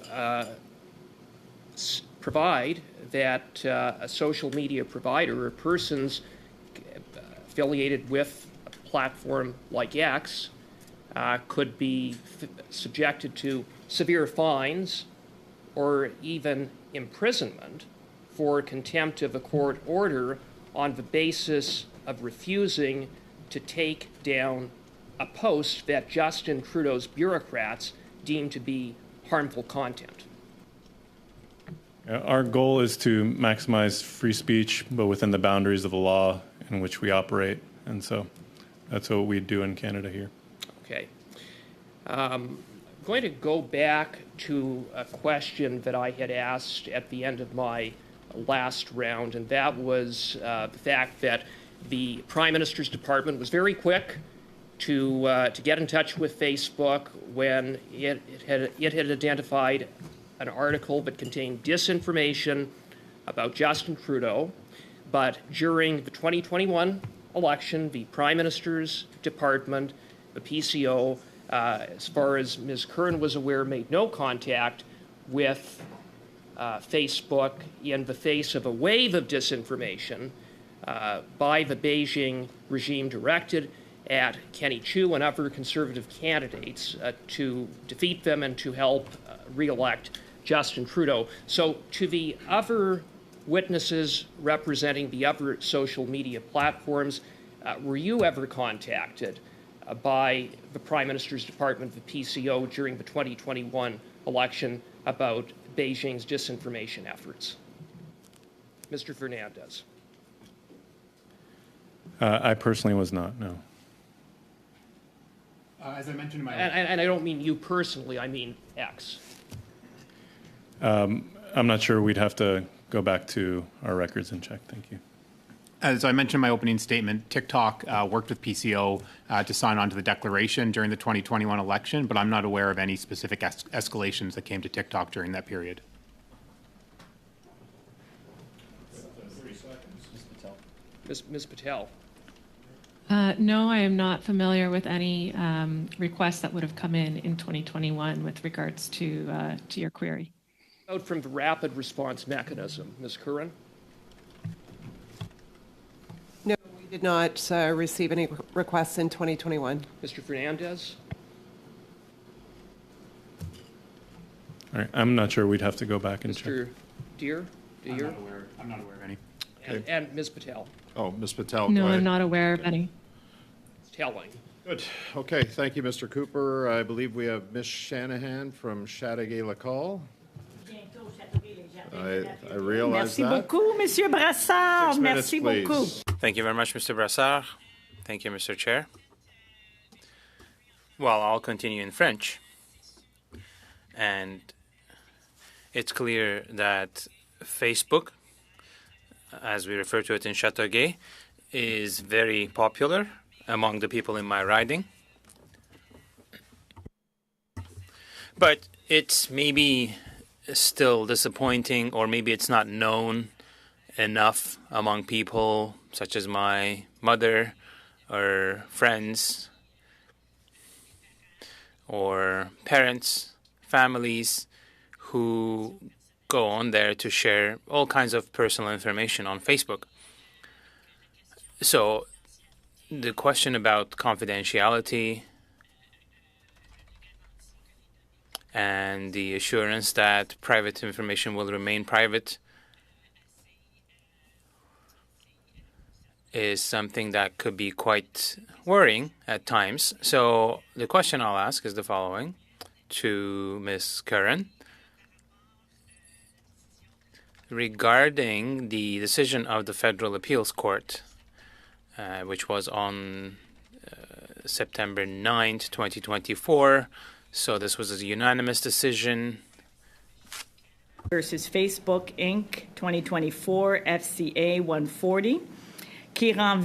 So in this decision, it actually overturns the decision of the federal court and concludes that the practices of Facebook from 2013 to 2015 violated the LPRPD, or PEPIDA, as it's also known, because they did not get the informed consent of the users before sharing their personal information. The Federal Appeals Court asked the parties to provide a report and an answer within a specific deadline after the decision, and a settlement was what followed, and it was indicated that Facebook would need to outline how it was planning to respect the decision of the court, but it wasn't clear whether they intended to appeal this decision at the Supreme Court. So I imagine, Ms. Curran, that you would be you would have knowledge about the details of this case. So what was your company's position vis-a-vis the unanimous decision of the federal court in this case? Yeah, thank you for the question, MP Shanahan. As I understand it, this decision is under appeal, but I don't have more detail than that, so I'll avoid commenting on the case specifically. But look, we have always maintained that there was no evidence that Canadians' information was shared with any external actor, including Cambridge Analytica, and the federal court agreed with that, finding that there was insufficient evidence that Canadians' data was ever shared externally. Look, more importantly, I would say in the last few years, we have transformed our privacy practices at Meta and built one of the most comprehensive privacy programs in the world. And we look forward to continuing to build the services that people love and trust with privacy at the forefront. So I won't comment any more on that decision, but I can say we agree with the decision of the federal court that there was no evidence that Canadians' data was ever shared with Cambridge Analytica. C'est quand même peut-être pas. Well, it's nonetheless maybe not very reassuring because people had doubt. And when I say people, I'm referring to people who use Facebook, because they had conversations, private messaging between friends, for instance, and all of a sudden they are shown ads. They talk about cars, and there's a car ad, for instance, that gets displayed to them. So I don't think that it's very convincing. So I still want to go back to the decision of the appeal court. Are you going to respond? Can we at least get an idea as to what the next step will be that Meta will take in this matter? Yeah, I can't speak to the details of that particular court case. My understanding is that decision is being appealed, but I don't have more detail than that. But look, I agree with you, MP Shanahan.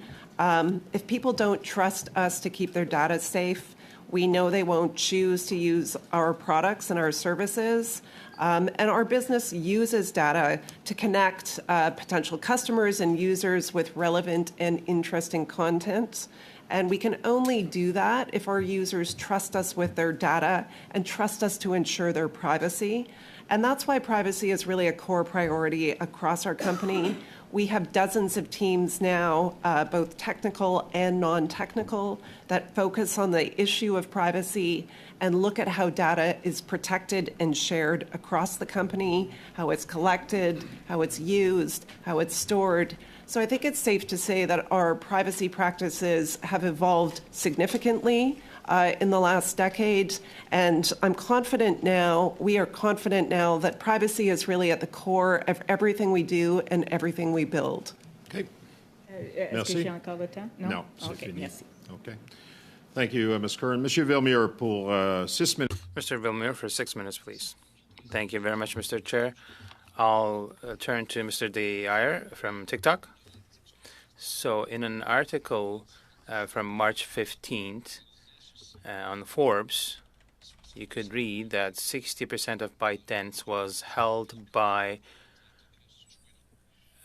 some major groups, 20% by employees, and the rest was by Zhang Qianmen, who's the founder. And despite him only holding 20%, he is actually holding 50% of the voting rights at ByteDance. So how is that for a connection with China? I mean, he is no longer the CEO or on the board of ByteDance, and TikTok operates outside of China. Our CEO is Singaporean, based in Singapore.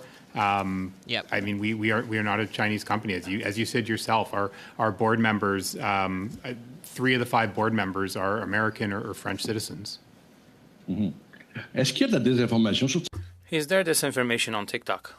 We have extensive policies against harmful mis and disinformation. Perhaps my colleague Justin can answer that question a bit better. Sure. Thanks very much for the question. Yeah, we take the protecting the platform and its integrity very seriously, and have a host of policies around covert influence, operations, deceptive behavior, and some of the strongest misinformation policies in the industry, where we take down harmful misinformation about societal... Sorry to interrupt, but is there disinformation on TikTok, yes or no? Je comprends que s'il y en a, vous vous en occupez, là. I mean, I understand that if there is, you are hopefully taking care of it. Yeah, I mean, I can give you some stats. We have an extensive trust and safety operation. We have tens of thousands of trust and safety employees around the world. We have extensive investments in automated moderation technology. I can give you one stat. I mean, if you look at our transparency report, which is public, it's a quarterly report of content that's taken down for violating our policy on authenticity and integrity. Thank you very much. I do understand that you take action when there's disinformation. Do you identify or do you see that there are some states that are a bit more active when it comes to disinformation? Justin, do you want to take that question? Sure, thanks. Yeah, as I mentioned, we have teams dedicated to focusing on covert influence and foreign influence activities, and certainly identify and take down many different networks, which we share on our transparency report with monthly updates. And in terms of some of the most common activities that I think you were asking about, we've seen, I think, upticks certainly in Russian behavior and networks that we have taken down in the recent past. Other than Russia, are there other states that have been flagged? Yes, I believe several other states as well listed on the transparency report as well. Est-ce que la Chine est un de ces États? Is China one of those states? It is, yes. We've identified a few networks that totaling over 1,000 accounts that we've taken down. Merci beaucoup. Thank you very much. So you have independent experts who work to verify these elements. Who are these experts? Briefly, please. Yeah, so we attract a wide range of subject matter experts. They've come from government, from academia, from civil society, working on various different teams that work on developing both the policies as well as working on the detection and investigation side of the House. Merci beaucoup. Je vais me tourner vers Dr. Hundley et je vais vous envoyer une... Thank you very much. I will turn towards Dr. Hundley, and this will be a big question. Can you talk to us about the concept of cognitive war? Yeah, of course, I'm happy to. Thank you for the question. So, I mean, I think that cognitive warfare or influence operation, information operations, whatever you want to call it, it's a practice that is dated back for a long time, way before the advent of social media. It is used by both governments against their own domestic audiences. It's also used against foreign what they consider to be their foreign adversaries. There's a great diversity in the field of the types of actors who might be waging this type of activity, from political parties to governments to also for hire firms, as I mentioned earlier. So that's what I guess I would start with. If there are more specific questions that you would like me to touch on, I'd be happy to answer those. D'accord, je vais prendre au mot. Yes, I will take your offer on that. So it exists, and we all know that it's a thing, but it's been going up, that trend. Are you also witnessing the same thing? Why is it so dangerous, and why is it going up?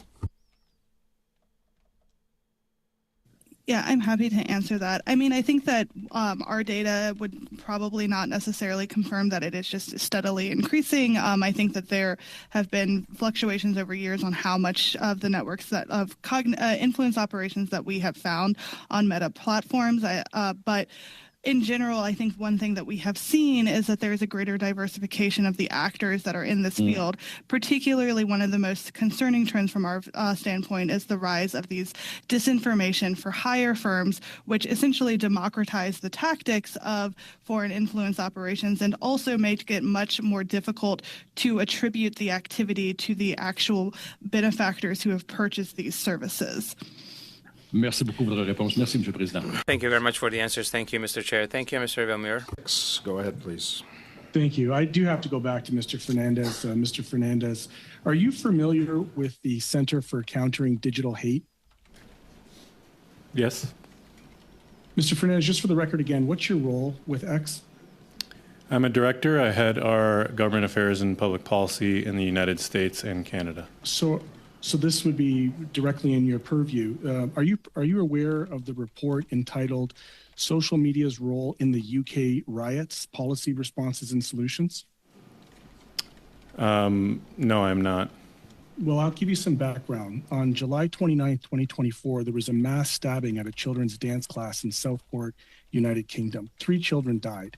Immediately following news of the attack, false information about the attacker's identity spread on social media alongside calls for action and violence.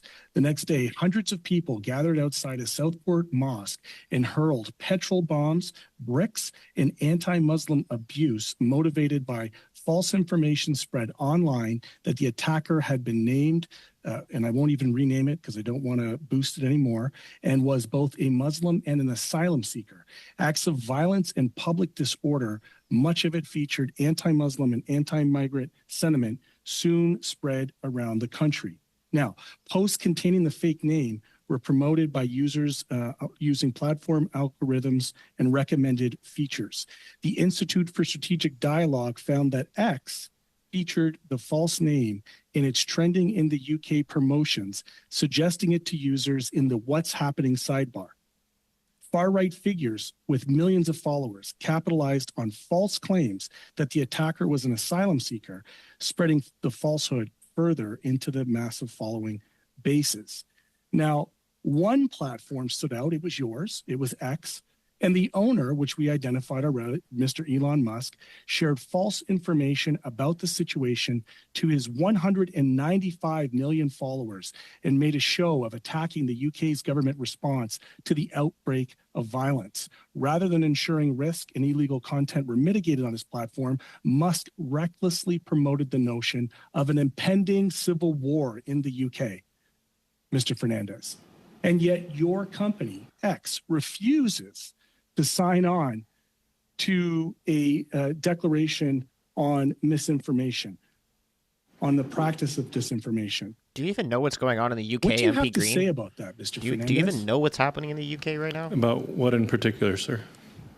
About the fact that your platform was responsible for misinformation about the false name of a person who was identified as Muslim and an asylum seeker that reached potentially 1.7 billion people, Mr. Fernandez. Out of all of the people here, X is the only company that refused to sign on to a code of practice on disinformation. And your owner, who is currently on the campaign trail with Donald Trump in a hyper-partisan role of X, contrary to your testimony at this committee, is responsible for this. What do you have to say about that to the people who were targeted in the UK, sir? So we have clear policies on hate, abuse, and harassment. In the first half of this year, we suspended over 1.1 million accounts under these policies, removed over 2.2 million posts, and actioned an additional 5.3 million posts under hate, abuse, and harassment. So we do take it seriously. We do act on it. And I'm happy to follow up more on the research, particularly relating to the UK riots. And when I say riots, I need you to go back and look at this. Look at the work that your company is involved in on the streets, creating chaos and violence by far-right extremists. Buddy, you have no idea what's going on in the UK. Analysis determined that X was a significant platform in the unrest. And I quote, the X platform is accounting for roughly 50% of all the public referrals of online content, double the proportion of its next largest platform. The CCDH quantified the reach that far-right influence has, spreading hate and false information garnered on X in the aftermath of the attack, facilitated by your blue tick promotion feature and enabled by the proprietor's decision to reinstate previously banned accounts. They also discovered in this report, sir, that X was profiting from the disorder by placing advertisements alongside the hate in the lies. What do you have to say about that, sir? Buddy, these are not rioters. Again, I'm they're happy peaceful to protesters. follow up with my UK colleagues, and we'll talk to you more about our response in that scenario. Is it an isolated incident, or do you also make a practice of profiting off of online hate? People are allowed to show displeasure to their government. Are you familiar with the Center for Countering Digital Hate's report entitled Hate Pays, How X Accounts Are Exploiting the Israel-Gaza Conflict to Grow and Profit? I'm not familiar with that particular report, but I'm happy to talk about our response to the Israel-Hamas conflict. It states that X appears to be profiting from ads served near content from hateful accounts exploiting the conflict. That hateful accounts benefit from the verified perks that boost the visibility on their post. Of the 10 accounts in the study that benefited from the paid for blue tick verification, which X ensures gives their post greater visibility from prioritizing ranking on the platform, 6 of the hateful accounts have enabled X's subscription feature, enabling them to profit by charging followers to access exclusive content. Mr. Green, that's 6 minutes right now, so... I find it all despicable, sir. I'm going to say that, and I find the testimony incredulous. Thank you. Okay. Green, you have no idea what you're talking about. Mr. Caputo, that completes our first round. We're going to go to 5-minute questions. So we're going to go to Mr. Barrett. Go ahead. Mr. Adair, in the United States, your platform has a creator fund. And I know that Mr. Fernandez talked about that aspect of his platform. Can you quickly give us some sense on what the anticipated rollout or any plans to roll that out in Canada would be? Great question. Sure. Thanks for the question. This is something we talk a lot about with Canadian creators. The Creator Fund, or the Creativity Fund it's called now, is specific to the U.S. and a few other countries. We haven't rolled it out globally yet. It's something we're always looking at ways that we can continue to help creators monetize their content and earn a living on their content.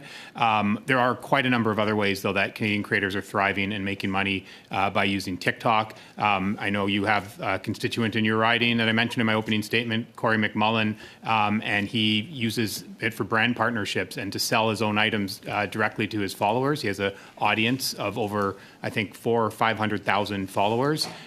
Live gifting is another major way that Canadian creators are able to monetize their platforms by going live and receiving virtual gifts. So we're constantly looking at ways that we can help our community leverage their audience and earn money or even make a living through TikTok.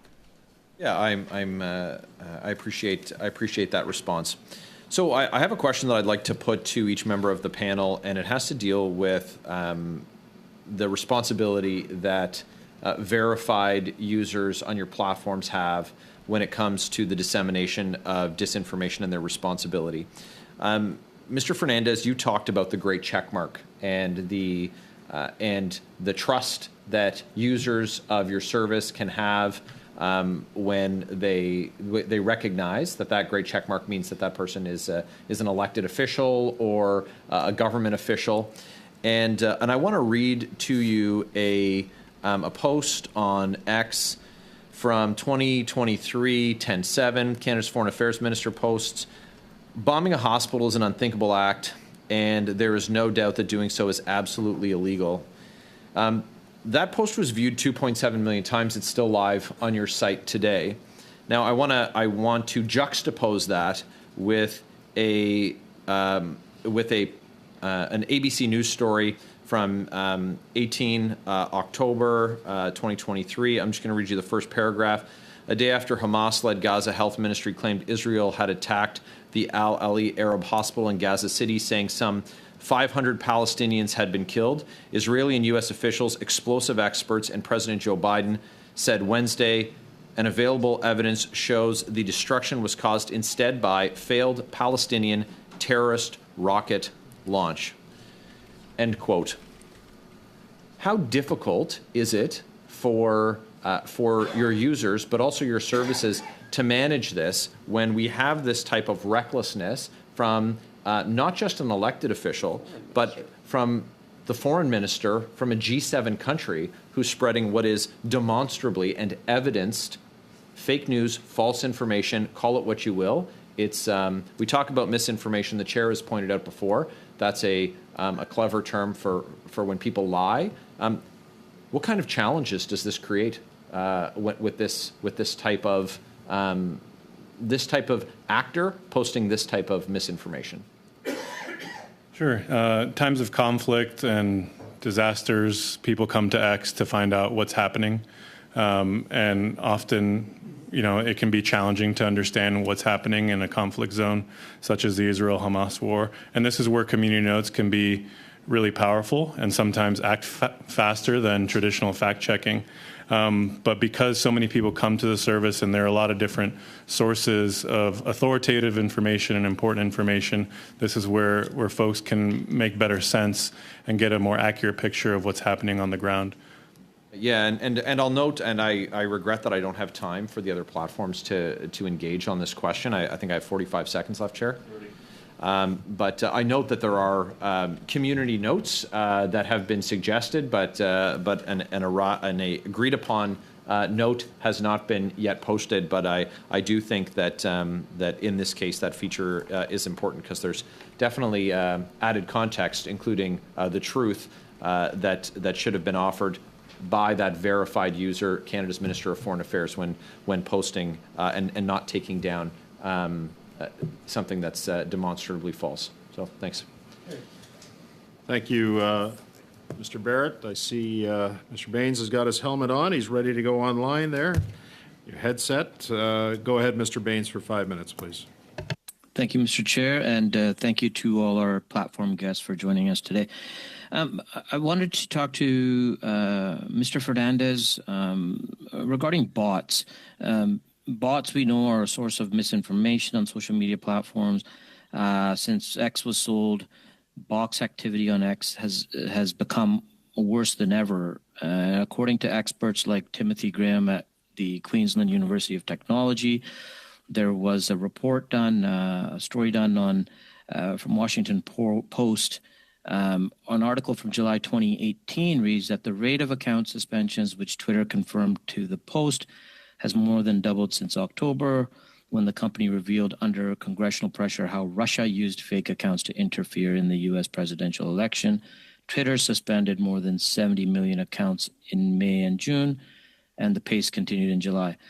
But according to your statements earlier today, Mr. Fernandez, you said X has removed 60,000 spamouflage accounts in the last year. Why is there such a discrepancy between the suspensions before Mr. Musk purchased the platform back and what I referenced in 2018? Is that not a huge gap? Are bots still active?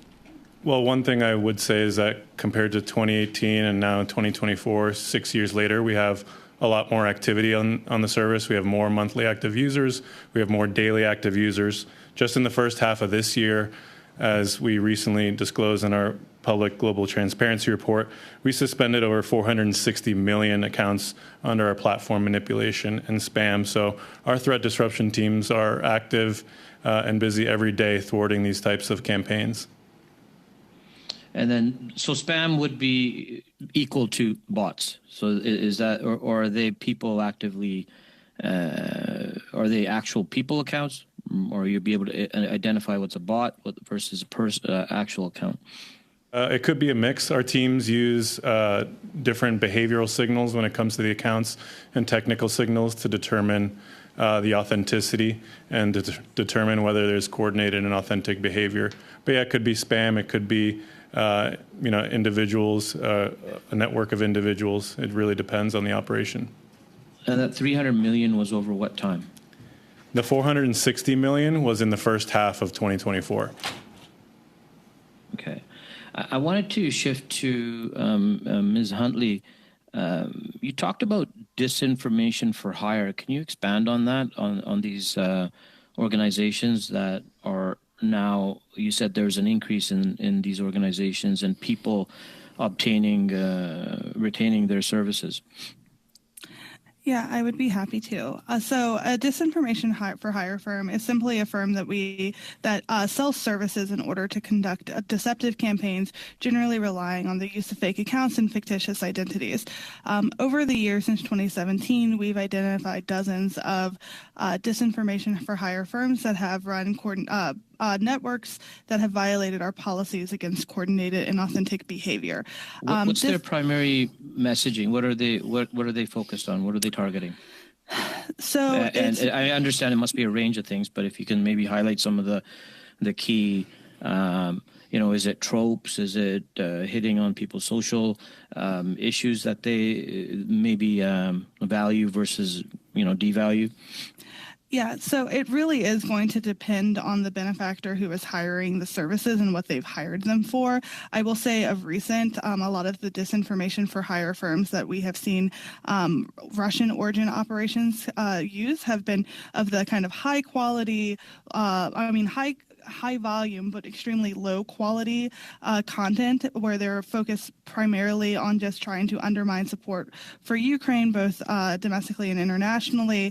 That includes trying to support those who support Ukraine, or trying to undermine those who support Ukraine and support those who are not less supportive of aid to Ukraine.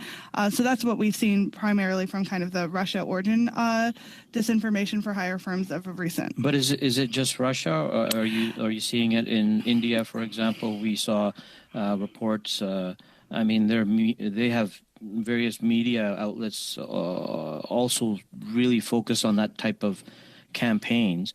Maybe not, and I'm not sure how much of it is hitting your platforms.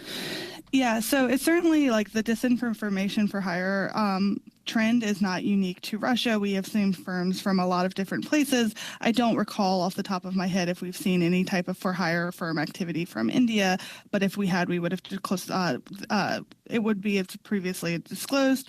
That said, yeah, there's also a distinction, I think, to make between disinformation for hire, where people are really lying about who they are and what they're doing, versus kind of more overt influence operations, which might be conducted through either overtly state-controlled media or state-aligned media. Okay, good. Thank you. Thank you, Mr. Baines. I knew you were going to make a great point before I had to cut you off. I was going to cut you off, and then I let you go. So thank you, Ms. Hundley. Monsieur Villemure, 2 minutes et 30 secondes, s'il vous plaît. Merci beaucoup, Monsieur le Président. Thank you very much, Mr. Chair. I will turn to Mr. Dayer from TikTok. So beyond the introductions we've made, but can you be very open and candid and show us the linkage between TikTok and China? Thank you for the question. TikTok is a global company. Our headquarters are in Singapore and Los Angeles. As I mentioned, 3 of our 5 board members are American or French. We store our user data in the US, Singapore, and Malaysia. Donc la réponse c'est qu'il n'y a aucun lien. So the answer is that there is no link whatsoever. TikTok does not operate in China. We are not a Chinese company. Non, il n'y a donc aucun lien entre TikTok et un propriétaire chinois. So there is no link between TikTok and a Chinese owner. We are owned 60% by global institutional investors, 20% by our founder, and 20% by employees like myself. Ben, c'est le 20% du fondateur qui m'intéresse. So it's the 20% of the founder that interests me. Ben, c'est quand même un bon lien. It still is a good link. Would you not say so? Bon, d'accord. I mean, again, he's the founder.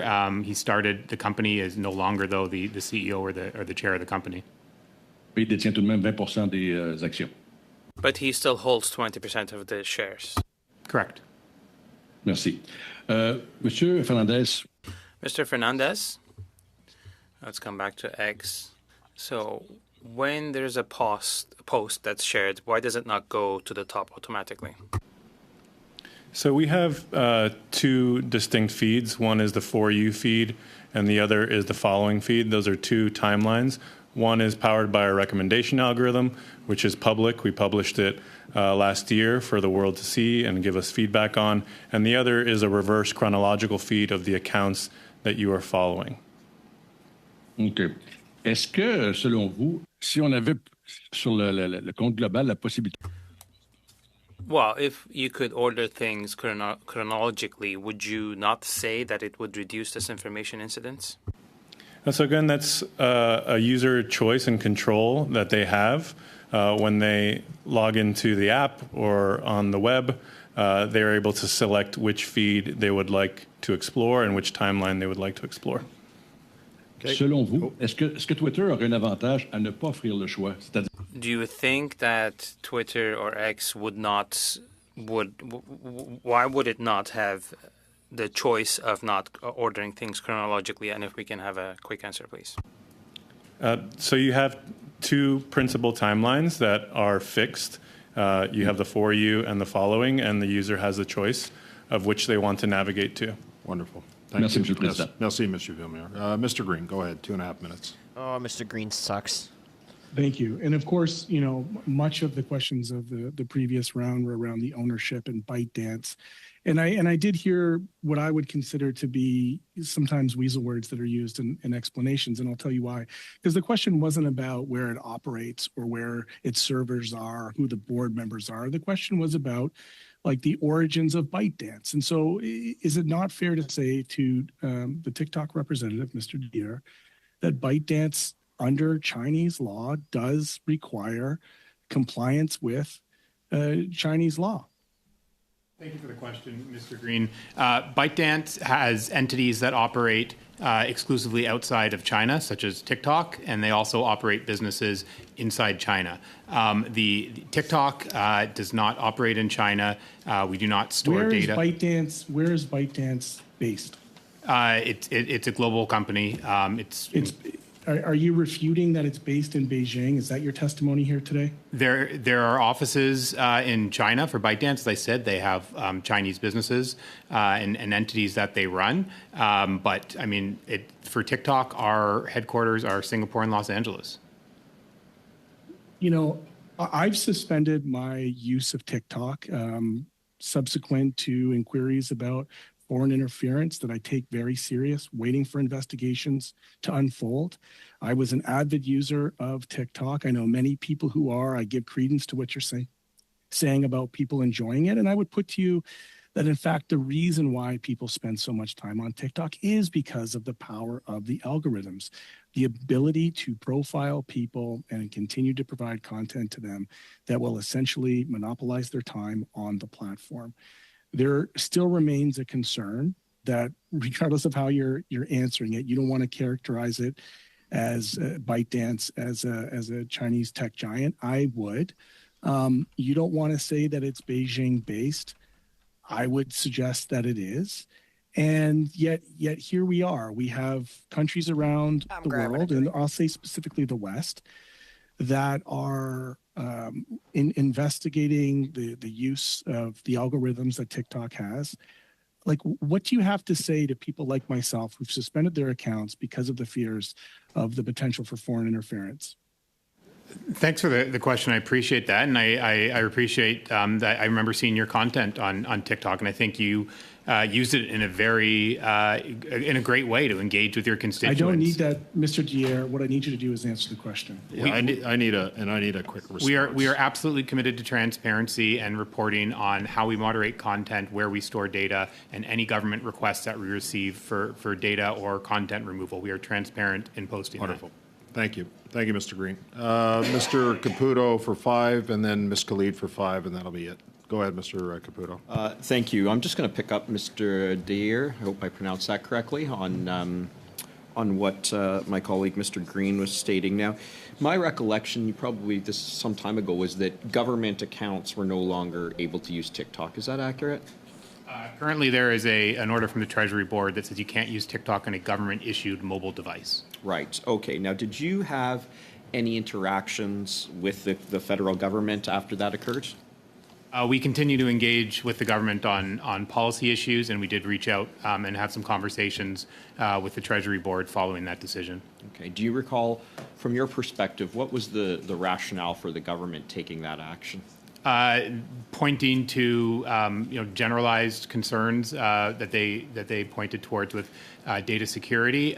We provided them with information about how we operate, and our public position at the time that we stated was it doesn't make Canadians safer to just go after one platform. That if the Treasury Board or the government wants to set rules for what types of apps should be on government employees' devices, they should set a bar, and that should apply equally to all apps, not just to one app. Okay. So if I understand you correctly, do you feel as though TikTok has been singled out as in your data security would be on par with perhaps the other organizations that we have here at committee today? Absolutely, yes. Okay. Now, we've talked, this is about misinformation, disinformation, and we've talked a lot about community notes. And perhaps Ms. Hundley or Ms. Curran can help me out. I don't recall this. What is the equivalent of the Facebook community note? So we have the largest global fact-checking network of any of the online platforms, and we work with over 90 different organizations around the world to fact-check content. Okay. And so let's say you fact-check something, and it is false. Then what? So we have a range of treatments we can apply to it. We can apply a screen that says this content is false or partly false, and it will link to an external organization's website explaining what the fact-checking organization has found. We can also downrank or demote that content so that it is less visible to our users. For content that is particularly problematic, we can remove it altogether. So there's a range of different treatments. And who decides what treatments a given post gets? Yeah, our content review teams make the call on how content should be treated. I see. Okay, and I mean the reason I'm asking this is because Mr. Dyer, in his opening, he talked about the prohibited information, it's a standard of some sort. I just have a kind of cryptic note here that I wrote to myself. Prohibited information that would cause significant harm. Do you recall that, Mr. Dyer? Yep. Yeah. So what's the threshold for significant harm? My colleague Justin could describe that for you, please. Hey, thanks for the question. So we consider a wide variety of harms that we remove, including election misinformation, undermining civic integrity, medical misinformation that may lead to significant physical harm or death, or things that may cause public panic or large-scale property damage, as a few examples. Now, during an election, which, we're all parliamentarians here, we all use social media, but I think a lot of us, really don't enjoy the process because there's so much misinformation and frankly, a lot of really mean-spirited comments. But during an election campaign, which often is about 35, 36 days in Canada, we'll just go back to you, Mr. Elric. Is there a heightened awareness on TikTok's behalf with respect to these significant harms, or is it just kind of business as usual because there's just so much content to deal with? Well, in the midst of elections, we take our responsibility to protect the integrity of the platform incredibly seriously and have a task force that are spun up to prepare and enforce all of our policies here.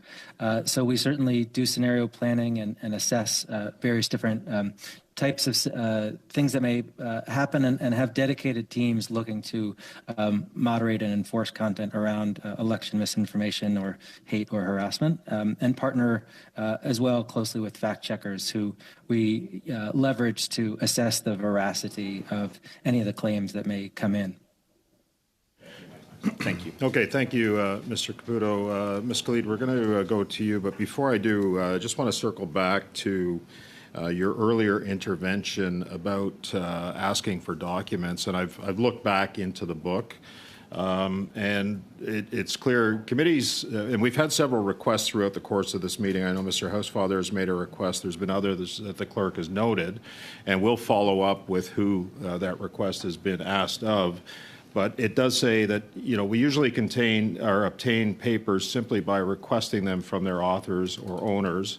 If the request is denied after the ask has been made, however, that the Standing Committee believes that there are specific papers that are essential to its work, it can use the power to order the production of papers by passing a motion to that effect. So typically the method is to ask, and then if we're not satisfied after that, then we can move a motion. So I just want to make that very clear before you start. To clarify, yeah. I wasn't making a motion. I was just generally asking for those documents. So I hope that is taken as a serious request. Okay. And we will certainly follow up with Mr. Fernandez on that. The clerk has noted the request, and she will check the blues to make sure that the request is accurate. Ms. Khalid, for 5 minutes. Go ahead, please. Thank you very much, Chair. I'll direct my next couple of questions to Meta, if that's okay. Ms. Curran, there was, on December 20th, 2023, a Human Rights Watch report. It was entitled Meta, Systemic Censorship of Palestinian Content. Now, hundreds of Palestinians users have reported being shadow banned or having their accounts suspended without any explanation. Does Meta acknowledge this as a form of censorship that deprives people in support of Palestinians' plight for their fundamental right to express their opinions online? Thank you for that question. I'm not familiar with the report. I'm sorry about that. But look, last year we implemented a number of additional policy measures to address a spike in harmful content on our platforms, and those are still in place today. So we've taken extensive steps over the past 12 months to keep people safe. I understand that, and I would appreciate if you could perhaps share those documents to us in written format, but I would like to reclaim my time if that's okay. Sure. I would like to have a little bit of understanding as to how repressing of content happens on Meta, on Facebook and Instagram. So we have content policies called community standards that are published publicly. They're available on our Transparency Center. So my question really is, how is it that some content, for example, if there's two sides to an issue, how is it that one side gets more repressed than another side, for example? So our content policies are enforced fairly across partisan divides, across political divides. And how do you ensure that that there is fairness in the marketplace of ideas that you provide to people, not just in Canada, but across the world? Yeah, that's a really good question. So our content review teams are always looking at content decisions, making sure our policies are fair and are enforced fairly. We also recently set up something called the Oversight Board, which is a really interesting model that examines the decisions we make around content. So if we make decisions to remove content or leave content up that our users disagree with, they can appeal those decisions to the Independent Oversight Board, and that Oversight Board will take a second look at our decisions. And where does that Oversight Board operate from? I'd have to get back to you on that. It's an independent board. It's independent of Meta. So yeah, I'll get back to you with if you can, please, I'd appreciate that. So in your comments to a colleague who had asked the question with respect to employees of Meta, you had, I think, mentioned there were 60,000 global. How many are physically working from within Canada? The answer to that, we have 40,000 people working in safety and security, and I will get back to you on how many of those people are located in Canada. Thank you. So you recently cut 21,000 jobs, including in trust and safety and customer service, over multiple rounds of layoffs. Your company dissolved a fact-checking tool that would have let news services like the Associated Press and Reuters, as well as credible experts, add comments at the top of questionable articles as a way to verify their trustworthiness. Reuters is still listed as a fact-checking partner, but an AP spokesperson said that the news agency's fact-checking agreement with Meta ended back in January. So how do you justify these cuts, especially when the year of 2024 is dubbed the election year and people do rely on you to get a lot of the information that they seek? So we have the largest global fact-checking network of any of the online platforms. I don't know about Reuters specifically, but in Canada we use Agence France-Presse, and we're looking at bringing on another organization for the election specifically. And so we work with a range of organizations, over 90 now, to do independent fact-checking. Thank you. And if there is any additional data that you can provide that would confirm what you've said today, I'd really appreciate that. Mr. Fernandez, I'll just go back to you really quickly on the blue check marks and apparently the ability now on X to be able to buy legitimacy for a number of dollars to amplify your voice regardless of how accurate or, and how that voice is or is not truthful. It is misinformation, disinformation, hate speech, etc. But you can purchase the blue check mark that then amplifies your voice. Has there been any study that has been done within X as to how that blue check mark and the accounts associated with that has any correlation with misinformation, disinformation campaigns, fact-checking expeditions on your platform? I'm going to need a quick response, quicker than... And I'm happy to take anything in writing, Chair, as you know. Okay. Yeah, I'm happy to follow up. Mr. Fernandez. Yeah, I'm happy to follow up on the distinction between the different check marks and what our premium and premium plus subscriptions entail. Okay, perfect. Thank you, Ms. Khalid. I want to thank all our witnesses. I'm not going to name you all. There's just too many of you. But I really appreciate the fact that you've made yourself available to the committee for this important study. The clerk has noted some of the requests that have come in, and she from committee members as far as providing more information, and so she will review the blues and then she'll get back to you. I expect over the course of the next coming weeks that we are going to be providing our analysts with some drafting instructions. So once the clerk follows up with you, if you can get those answers back to the committee through the clerk as quick as possible, I would appreciate that as chair. And we'll actually probably give you a deadline if that's okay. So thank you to everybody who's been here on Zoom, everybody who's been here in person, our technicians, clerks, analysts. That's it. Have a great weekend, everybody. Meeting's adjourned. Thank you. Okay, so before we go, I want to talk to you guys about a couple things that I noticed during this committee. As a person who studied digital marketing and as someone who does social media now full-time, I've worked for people that have ran podcasts. I've worked for many different social media, well, not many, just a few actually, a handful of social media companies that actually sell ads and create ads for other companies. So basically, you know, their job was to promote other companies. I'm very familiar with how social media works. I know a lot of you guys probably don't know this, but my journey actually started on TikTok, and I have 75,000 followers on TikTok under Canadian Capital Clips. We've got way more views on TikTok, something like 40 million, whereas I think I've only done about 20 million on YouTube. One thing that I'd like to say, because I noticed a lot of people were saying TikTok is brain rot, this and that, and I'm not disagreeing with you. The content on TikTok is very different than what you would more likely see on YouTube. However, all social medias basically have the same algorithm, and their job is to push. Oh, sorry, my chat just went down. I need to reload the chat. Their job is to basically push content that you like. So no matter if you go on TikTok, if you go on X, if you go on YouTube, what videos you like and what videos you watch and what videos you comment on is what the platform thinks that you like. So it's going to show you more of that stuff. I have multiple different accounts on YouTube, so if I want to, you know, see some sports stuff, for example, I have a channel I created where all I really like and follow and subscribe to on that channel is sports stuff. So that way, and for example, on Canadian Capital Clips, all I get is Canadian political content because I don't watch anything else on this channel. So if for example, you're on TikTok, you're on X, or you're on YouTube, and it's showing you content that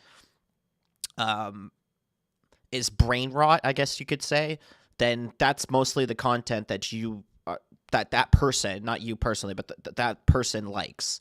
So it's really almost like it's kind of like fashion in a sense, where if I go to a store and I'm wearing, you know, some cut trousers and a very tight shirt, and you know, I'm going into a store where I just want stuff that's tight fitted, the person who's selling to me is likely going to offer me tight fitted stuff. They're not going to take me to a sports store and sell me really loose clothing because that's not what I'm interested in buying. So social media's job is to basically show you stuff that you would like, so that way you stay on their platform longer. I understand that people might think that TikTok is brain rot and all that. TikTok does have a lower audience, like the age is a lot lower. However, I found with my content on TikTok, because it's political, there are some older people on TikTok, and my audience on TikTok is older. So it really just depends what the person likes, and it's all about what the person's searching and things like that. So I just wanted to put that out there. Is that it's not necessarily a one platform thing, like TikTok's worse than X, and X is now a whole right-wing thing like some of the people were trying to portray here today. What you like is what you're going to get shown. So it's just basically that simple. 75% brain rot on TikTok. See, the thing with TikTok is it acts very similar to where like YouTube actually copied the way TikTok does. If you open YouTube on your phone, it's going to show you shorts first. You notice it's not going to show you long form videos. It's going to show you shorts, and shorts are only 60 seconds on YouTube. Wanted to be humble, but damn, I'm glad I caught this so we could all hang out tonight. Yep, appreciate you guys coming in. I know a lot of people are probably going to say they've never been on TikTok. I just wanted to, point that out there, that it is a bit of a younger platform, and because it's a younger platform, that means there are a lot of younger tailored content. But I mean, it's not like you can't find some pretty good stuff on TikTok for older people. There's a pretty good guy who just all he does is cook potatoes and things like that. The guy's got millions of followers, and he just literally makes potatoes. And he's one of the most popular food guys on TikTok. Elon Musk has actually retweeted him a couple times on X. He's put his videos on X, and it's just so there are older people on TikTok, and there is older content. There's a lot of car guys on TikTok. There's a lot of females showing makeup, things like that. There is older content if you do want to find it. TikTok started the convo, and I think that's how we are buyers. I think I see what you're saying there. But it's just like any other social media platform. What you like is what you're going to get shown. So that was it for today's committee. I really appreciate Chris Johnson for shouting this out to us because I thought this committee was on next week. So I would not have covered this live if it wasn't for Chris Johnson in the chat today because he actually said during question period that this is happening today. So I'm glad we got that done.